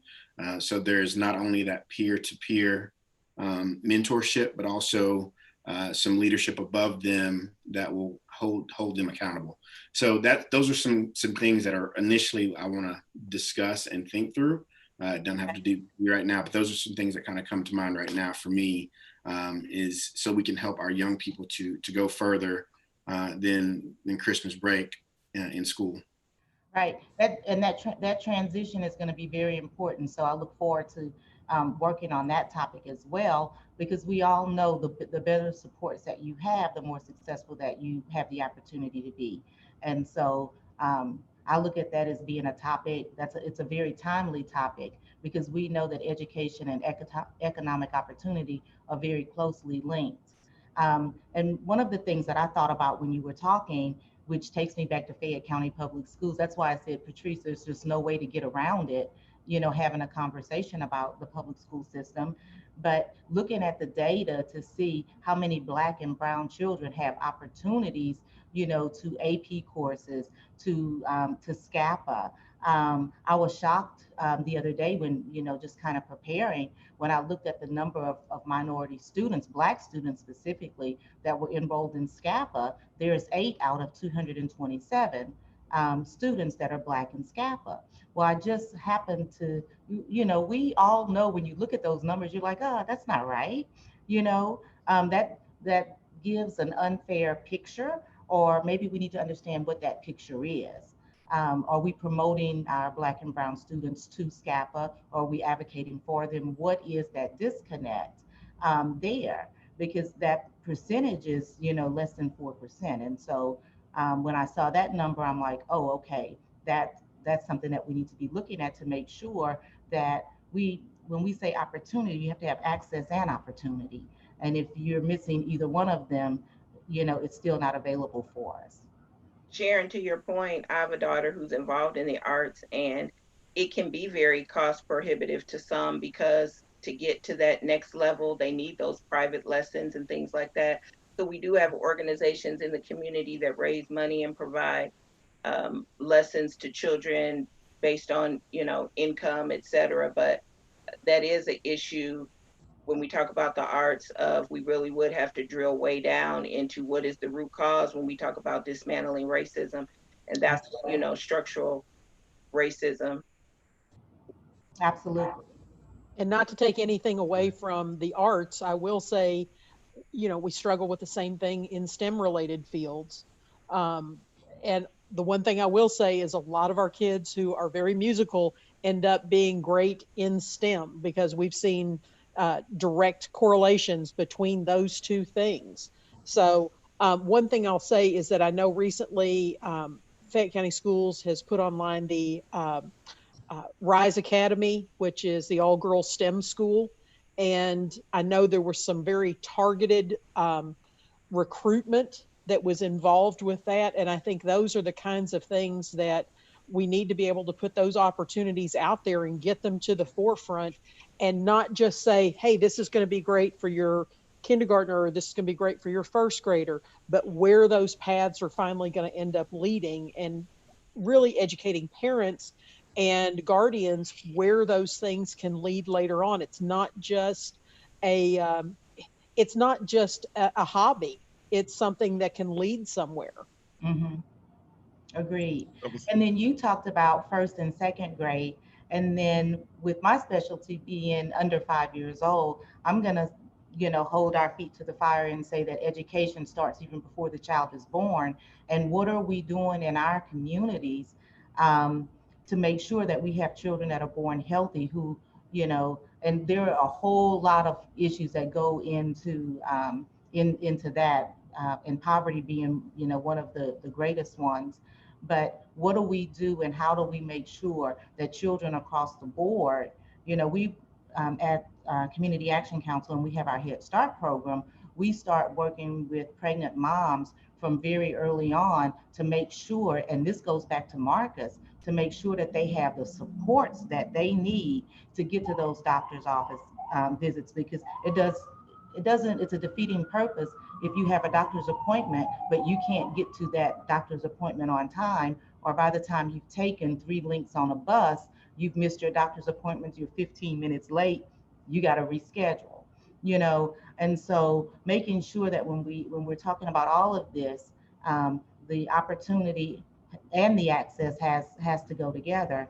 But starting earlier on, when even before, like I said, before the children are born, and then when the children go into Head Start programs, you know, preschool programs at the school level, child development centers, I think that all of this has to be a part of the conversation. And what is it that we do? In we have in Fayette County, Head Start has a partnership with the preschool for 6 classrooms, and those 6 classrooms are full day. And so what would be interesting to look at as well as is the data from the children that go full day versus the children that go 2 hours and 55 minutes a day, and see what is the difference there. And do we need to be bold in part of our recommendation is saying, hey, for our preschool children in Lexington, you know, they need more duration. You know, do you guys have any thought about that? Because they go 2 hours and 55 minutes, and then the next year when they go to kindergarten, they're going full day. Oh, I'd like to hear your thoughts okay. on that. So it's two things, real quick. Uh, it's funny that you bring up, I have a 6-year-old. It's funny you bring up, you know, going from 2.5 days of instruction to a full day instruction. You know, my 6-year-old, well, kindergartner, she struggled with that. And then also too, I'm be quite frank about it, of the kids getting the opportunity, or kids being in scaffold. I know sometimes it comes down to financial, is you got to have somebody looking out for them. And typically, the somebody that's looking out for that child has the same skin tone as them, or that child is able to relate to that person or that adult that has the same skin tone as them. So you need more minority teachers in the Fayette County public school system. That's just the point blank about. And I give a prime example is that my son in the second grade, I can't think of the name of it. It was an accelerator program or something that they had at the time.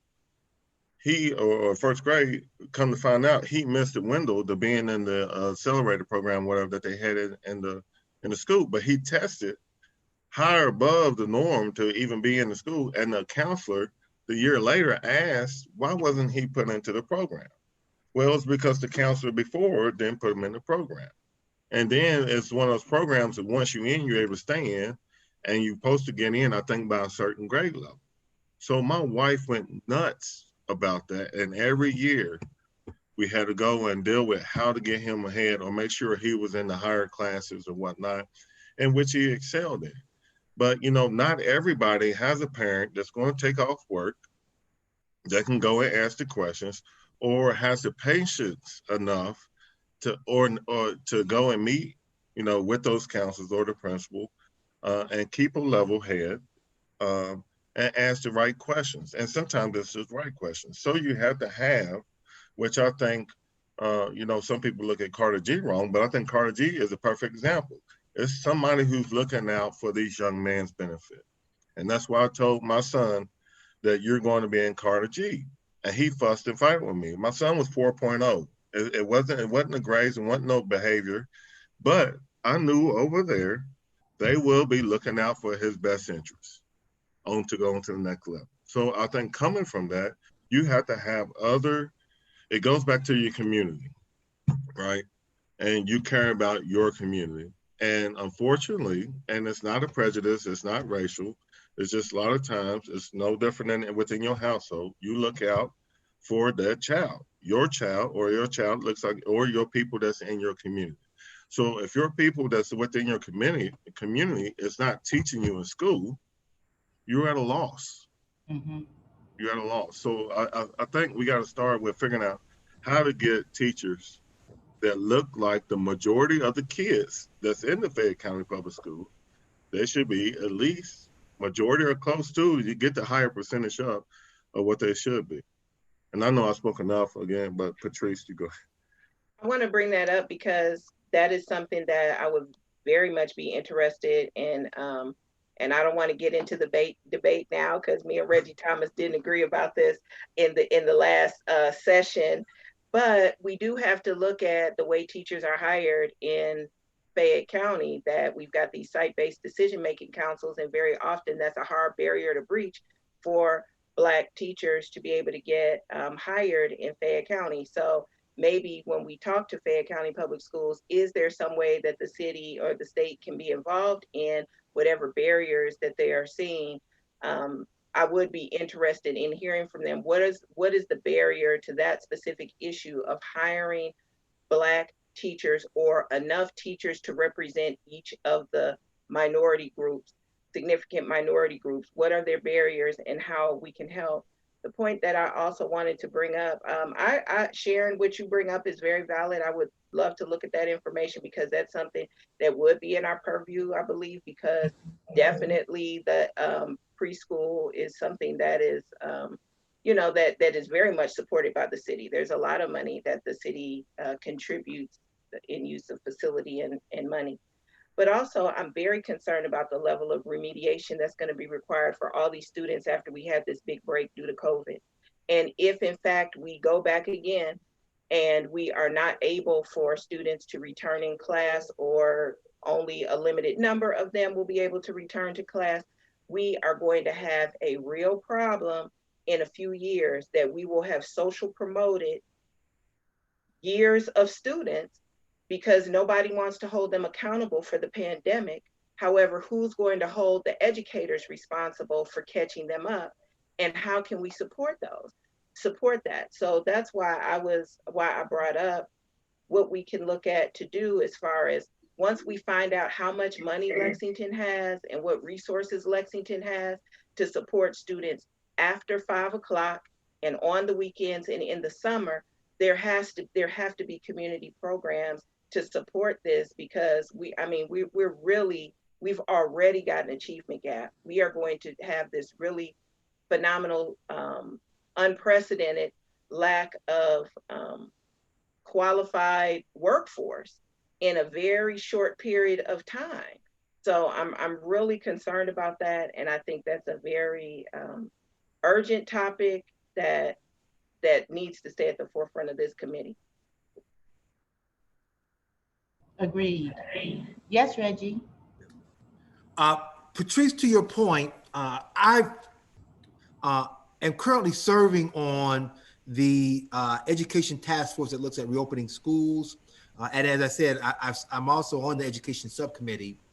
The interim KDE commissioner, Kevin Brown, who's soon leaving, has said that he anticipates a 10 to 12 point increase in the achievement gap statewide going into this coming year because of the COVID outbreak and the fact that all schools went to non-traditional instruction for the last 3 months of the school year. So the fact of the matter is the achievement gap is going to increase as a reality. It's not anything that's a supposition. It's a fact going into the 2021 school year. Yes, Mark. So I've really valued this discussion, but I want to change gears a little bit and go back to something. I think it was Bishop said it in his initial comments about the importance of other than college education, of trades education. I'm a college professor, and I regularly see students who don't really want to be in college and aren't getting out of college what they need to have a successful life. And I'd be really interested to see some data on what the demand is for skilled tradespeople. And if that, what kind of a need there is and what we as a city can do to help both support the, develop apprenticeship programs or that support that kind of training, but also how we make it clear that that's a highly valued career. I mean, we have the sense that if you don't go to college, you're not a success. And as a college professor, I can tell you, I do not believe that at all. And I don't know how we do that from a policy standpoint, but part of it is putting support behind that sort of trades training. I agree that is a very valid point, because when you're looking at it, you're thinking about basically cradle to career instead of cradle to college, because we all know that college is not a system that was set up for everybody, and everybody doesn't have an interest in going to college. But we can help strengthen our community, in my opinion, if we get folks ready for their next career, which could be by avenue of that trade, picking up a trade and learning about and becoming a master of that. And so that's going to be a good point for us to look at. Sharon, I'd like to say, I believe in work ethic too. And I use a lot of it as trade and construction because that's the industry that I'm in.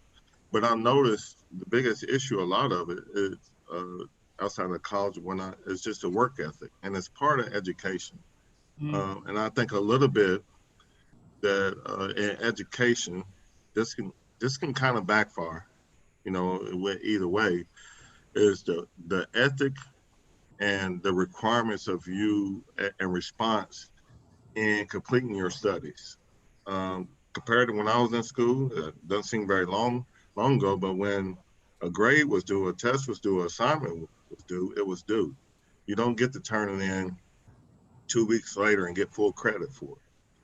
And apparently now that's acceptable. And what I'm saying, how that rolls over and becomes a part of work ethic, is because now when you push them out into the workforce, they have the same attitude. Whether you're on the line of flipping burgers at McDonald's or out here pouring concrete with me, it's not that you get to do it whenever when you feel like it. It needs to be done within a certain point of time. So I think, Mark, you bring up a good point. We need to change people's mentality on what career, college, and get back to the workforce. I asked my wife earlier this morning about, I take the things like everybody's not prepared to go to college, right? And I deeply believe in education. I love math, I believe more kids was more passionate about math and reading and understanding that. And I always have the argument with my wife about reading and math and English, you know, which you should be stronger in. But getting the point to that is in school, I want these kids, whether you decide to go to college or not, is to be able, I believe that when a parent raises a child, you should be happy that when it leaves that door, that child can take care of itself and live on its own and be able to pay its own bills. And yes, there's going to be life challenges to where there may be a large sum of money required to where the parent can help out. But you got to have that tool. And one of the pieces I think I wanted to bring up earlier, I think Patrice, you were saying, where's the programs? I think this goes back again to corporate sponsorship. I mean, a partnership and sponsorship of kids having somewhere to go after school. My son, like I told you, and I'm keep using him as an example, is a high GPA student, right? But I make him play a sport after school or something, which he likes to do, because it keeps him occupied for another 2 to 3 hours after the day. And, you know, they say, you know, if that's not there, and I think Marcus brought it up, when these kids go to college, there's a lot of kids that play sports all the way through high school, smart enough to go to college, decide not to play, or the ability to play in college did not happen, the opportunity to play in college, and they end up back home within the first or second semester, right? Or they end up in trouble, or they end up taking some different life career path, because when they was in school, they was occupied with their time, with their sport or their parent. And I think if instead of waiting, some of these kids are not playing sport, instead of waiting until they graduate, how can they learn how a bank operates, or how can they learn how some corporate level business function to offer the opportunity? And I know they have the co-op studies and stuff throughout the day. Some kids don't have the opportunity to be able to leave school and drive in their own car and go to those businesses. But we got to figure out how to utilize the resources. But my biggest thing, first thing with education, I would say, is the teachers. Get somebody who looks like them and cares for them. And I'm not going to say the skin color. There's a lot of teachers that do care. I'm not saying none of them are bad. And God bless it. Everybody knows the experience that teachers been going through, since now everybody has to homeschool their own kid. And we all appreciate teachers. I'm just asking that I think kids need to see people who look like them. I agree with you. And yes, we applaud those teachers, because parents got a very hard, quick lesson about some of the things that teachers have to deal with when we started having to face COVID-19. But before we are all nearly an hour over our timeline. We have about 6 more minutes. But I just wanted to say that one of the things when I was talking to people when this committee started, and I think that you mentioned it, that you mentioned it outright, was the low expectations or lower expectations that students, that teachers have of students of color. That those expectations might not be the same expectations that they have for white students. And so I'm wondering, and we can look at some data and see what that looks like, but I'm wondering, you know, how that plays into everything. You're talking about work ethic. I'm wondering if that work ethic is being developed in the school, because if you can turn things in 2 weeks late and everything's okay, you know, are we helping students to form those bad habits, and particularly Black and brown students to form those bad habits early on, you know? And so that's one of the things that I've heard a couple of times from folks that have contacted me is, you know, the perception that some teachers have lower, and it's implicit, right?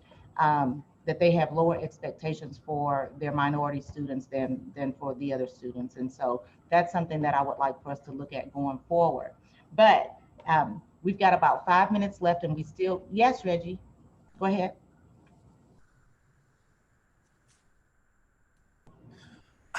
I think the point you made, Sharon, is a great segue to a suggestion I have for you and Anthony as we go forward in our committee meetings. I think this has been a great first session. I would suggest to you and Anthony that Now what we've got to do is continue to put meat on the bone. I think we've got to do some fact finding.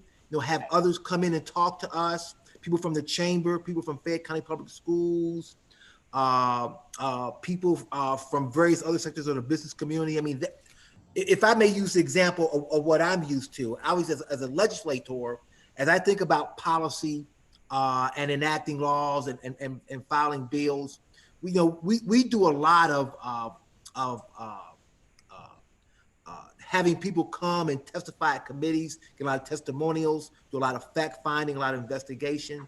I would suggest that that's what we need to do if we're going to do our job well, is get outsiders who are experts, who do this every day, come share their experiences with us, so that when we make recommendations and take action, that we have some evidence-based, Right. Evidence-based information behind us. Right. We got that actually in mind, and you'll see there's some folks that we're already lining up to come and speak with us. So you're absolutely right. We need to get our next meeting dates. We really do. So we have some dates that we need the membership to approve for our upcoming meeting dates. We have July 17th, July 24th, and July 31st. Those are the next 3 Fridays in a row. We don't have the time. Sharita is looking at the doodle poll to see what's best for everyone, as far as the time. But if we could get a motion to approve those next 3 meeting dates so we can at least get them on the calendar for everybody, that would be great. Hey, Sharon, I'm sorry to interrupt. Oh, where am I? Yeah. In order to set those as regular meetings, we are going to have to pick a time today. Okay. To comply with open meetings law. Now we could set a time and then change it later, but we do need to pick a time. So just wanted to throw that in there. Sharita, Okay. what does the poll tell you was the most favorable time for everyone? Okay. For July the 17th, the most favorable time was 11 a.m. For July the 24th, 1 p.m. July 31st, 1 p.m. Okay. Do we have a motion for those dates and times? I make a motion to accept the times and dates that have been presented. Do we have a second? We need a second. Second. Very good. Okay, it's been probably moved and second that we will accept the dates of July 17th at 11 a.m., July 24th, 1 p.m., and July 31st at 1 p.m. And so You gotta say all in favor. Is that required, Quinn? Yeah. Oh yeah. All in favor? Okay, back it up. The vote. Yes, ma'am. All in Aye. favor? Aye. Aye. Aye. Aye. Aye. Any opposed? Motion carries. Excellent. Thank you very much. Thanks, Quinn. Okay, so this takes us, we've got a lot of homework to do on this end. If you have not already submitted the contact information that's going to be best for you, so that Anthony and I will be able to make some quick and easy contacts, go ahead and send that out through the email, and we'll get it down in the contact listing so we can get that out to everybody. Because there's going to be a lot of behind the scenes work that's going to have to take place. We want to be able to make that happen starting as quickly as possible. So I thank you all. This has been a rich conversation. I've really enjoyed meeting all of you guys and working with you, and look forward to all of this tough, challenging work that we have ahead of us. Anthony? I agree with what Sharon has said, and you all did disappoint me. I didn't think at all you would be shy. And so thank you for all of your great contributions to our discussion today, as well as some of the follow-up items that we're going to have to work on. I see consistency and thought with where we were as well as where you are. So there's something to be said for us having commonality in thinking as we move forward as a committee together. So thank you all. And then next Friday, we're going to get together, but you'll hear from us throughout the week. Yes. Have a good weekend, everyone. Thank you all. Bye. Thank Thanks. you. And thanks for the leadership you guys you. are providing on this. I really appreciate it. Thank you, Mark. Thank you. Thank you. I agree. Thank you.